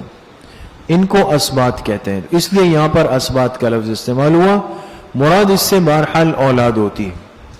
اور ان کی اولاد پر وما اوتی موسیٰ و عیسیٰ، اور ان کتابوں پر جو موسیٰ اور عیسیٰ علیہ السلام کو دی گئی، وما اوتی النبیون من ربہم، اور جو کچھ پیغمبروں کو دیا گیا ان کے رب کی طرف سے. ہم سب کے سب پر ایمان رکھتے ہیں. لا نفرق بین احد منہم، لکھیں کیفیت ایمان، ہم ان میں سے کسی ایک کے درمیان بھی فرق نہیں کرتے، کسی کے درمیان بھی فرق نہیں کرتے. حاشیے پر لکھیں کہ تفریق ایمانی نہیں کرتے، ہاں تفریق فضائل کرتے ہیں. تفریق ایمانی تو نہیں کر سکتے، تمام پیغمبروں پر ایمان لانا ضروری ہے، لیکن فضائل کے اعتبار سے کیا ہے؟ فرق ہے. اور دلیل قرآن کریم میں تلک الرسل فضلنا بعضهم على بعض. ٹھیک ہے. وَنَحْنُ لَهُ مُسْلِمُونَ، لہو کی ہو ضمیر کے نیچے لکھے اللہ تعالی، اور ہم اللہ ہی کے تابع دار ہیں. فَإِنْ آمَنُوا بِمِثْلِ مَا آمَنْتُمْ بِهِ، لکھے بیان معیار حق، بیان معیار. اور حاشیے پہ لکھیں اس آیت سے وضاحت کر دی کہ صرف احکام میں نہیں بلکہ ایمان میں بھی تقلید ضروری ہے. اس طرح کی بات پہلے بھی گزری ہے دوستوں. تو وضاحت کر دی کہ صرف احکام میں نہیں بلکہ ایمان میں بھی تقلید ضروری ہے. فرمایا فَإِنْ آمَنُوا، پس اگر یہ لوگ ایمان لائے، بِمِثْلِ مَا آمَنْتُمْ بِهِ، اسی طرح کا جیسے کہ تم ایمان لائے ہو. صحابہ سے فرمایا صحابہ جیسا ایمان اگر ان کے پاس ہے، فَقَدْ اهْتَدَوْا، تو تب تو انہوں نے ہدایت پالی. وَإِن تَوَلَّوْا، اور اگر انہوں نے اعراض کیا، فَإِنَّمَا هُمْ فِي شِقَاقٍ، تو بے شک وہ اختلاف میں پڑے ہوئے ہیں. کس میں پڑے ہوئے ہیں؟ اختلاف میں. فَسَيَكْفِيكَهُمُ اللَّهُ، لکھیں تسلی، پس اللہ ہی آپ کے لیے کافی ہوں گے ان کی طرف سے. ان کی طرف سے کون کافی ہوں گے؟ اللہ. اصل میں ایک سوال ہو سکتا تھا کہ اگر یہ کافر سب کے سب ایک ہو گئے، یہودی، نصرانی، مشرک، مجوسی، تو بہت بڑی طاقت ہے، تو پھر ہمارا کیا بنے گا؟ ہم تو گنتی کے مسلمان ہیں. تو اللہ نے فرمایا فَسَيَكْفِيكَهُمُ اللَّهُ، اللہ پاک ہی کافی ہے تمہارے لیے ان کافروں کی طرف سے. وَهُوَ السَّمِيعُ الْعَلِيمُ، وہی ذات سننے والی جاننے والی ہے. صبغت اللہ، لکھے فضیلت اسلام. اس سے پہلے محذوف نکالے قبلنا، ہم نے قبول کر لیا اللہ کے رنگ کو. ہم نے قبول کر لیا کس کو؟ اللہ کے رنگ کو. ومن احسن من اللہ صبغا، اور کون زیادہ اچھا ہو سکتا ہے اللہ کے مقابلے میں صبغتاً باعتبار رنگنے کے. باعتبار کس کے؟ رنگنے کے. اصل میں عیسائیوں کے ہاں جب کوئی بچہ پیدا ہوتا تھا اور ہوتا ہے تو 7ویں دن اس بچے کو ایک زرد رنگ کے پانی میں غسل دیتے ہیں, ڈبکی مارتے ہیں اس بچے کو. کس میں؟ زرد رنگ کے پانی میں. اور اس کو یہ لوگ کہتے ہیں مائے معبودیہ. کیا کہتے ہیں؟ مائے معبودیہ. کہ یہ ہم اس کو اللہ کے رنگ میں رنگ دے رہے ہیں, زرد رنگ کے پانی میں, اس کو مائے معبودیہ کہتے ہیں. جب یہ غسل دے دیتے ہیں 7ویں دن, کہتے تھے اب یہ بچہ پکا نصرانی بن گیا ہے. کیا بن گیا؟ نصرانی بن گیا. تو کہتے تھے بھئی ہمارے پاس تو یہ ہے. مسلمانوں سے کہتے تمہارے پاس کون سا رنگ ہے؟ سمجھ میں آ گئی؟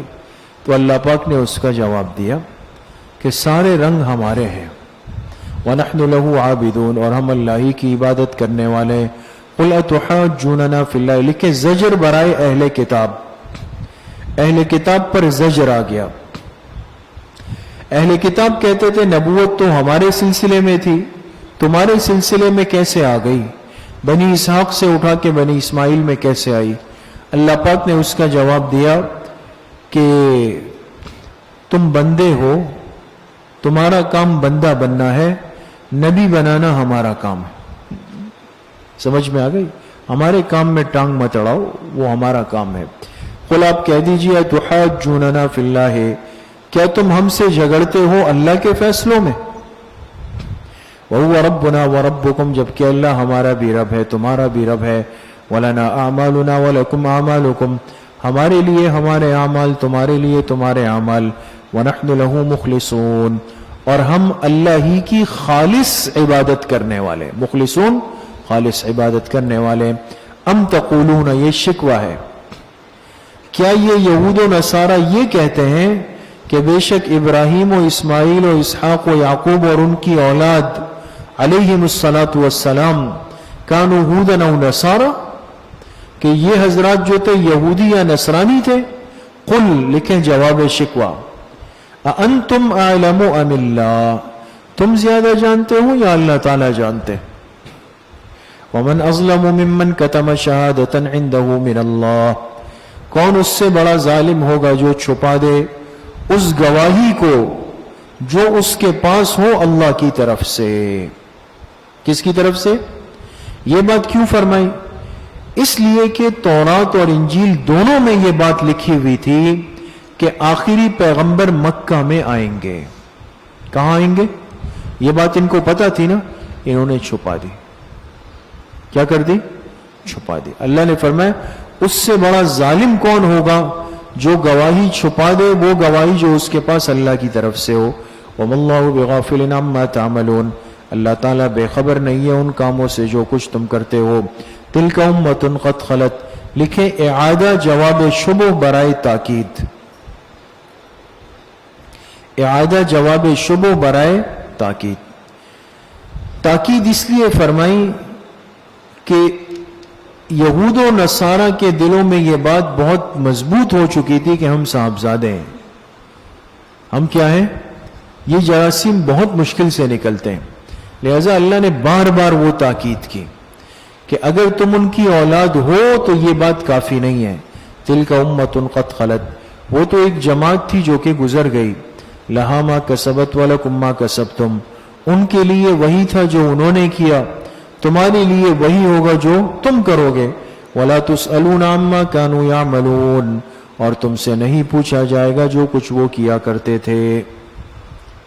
صحیح. وَآخِرُ دَعْوَانَا أَنِ الْحَمْدُ لِلَّهِ رَبِّ الْعَالَمِينَ. ہمارا خیال یہ تھا کہ آج ہم سیقول کے نصف تک پہنچ جائیں گے. خیر ہے.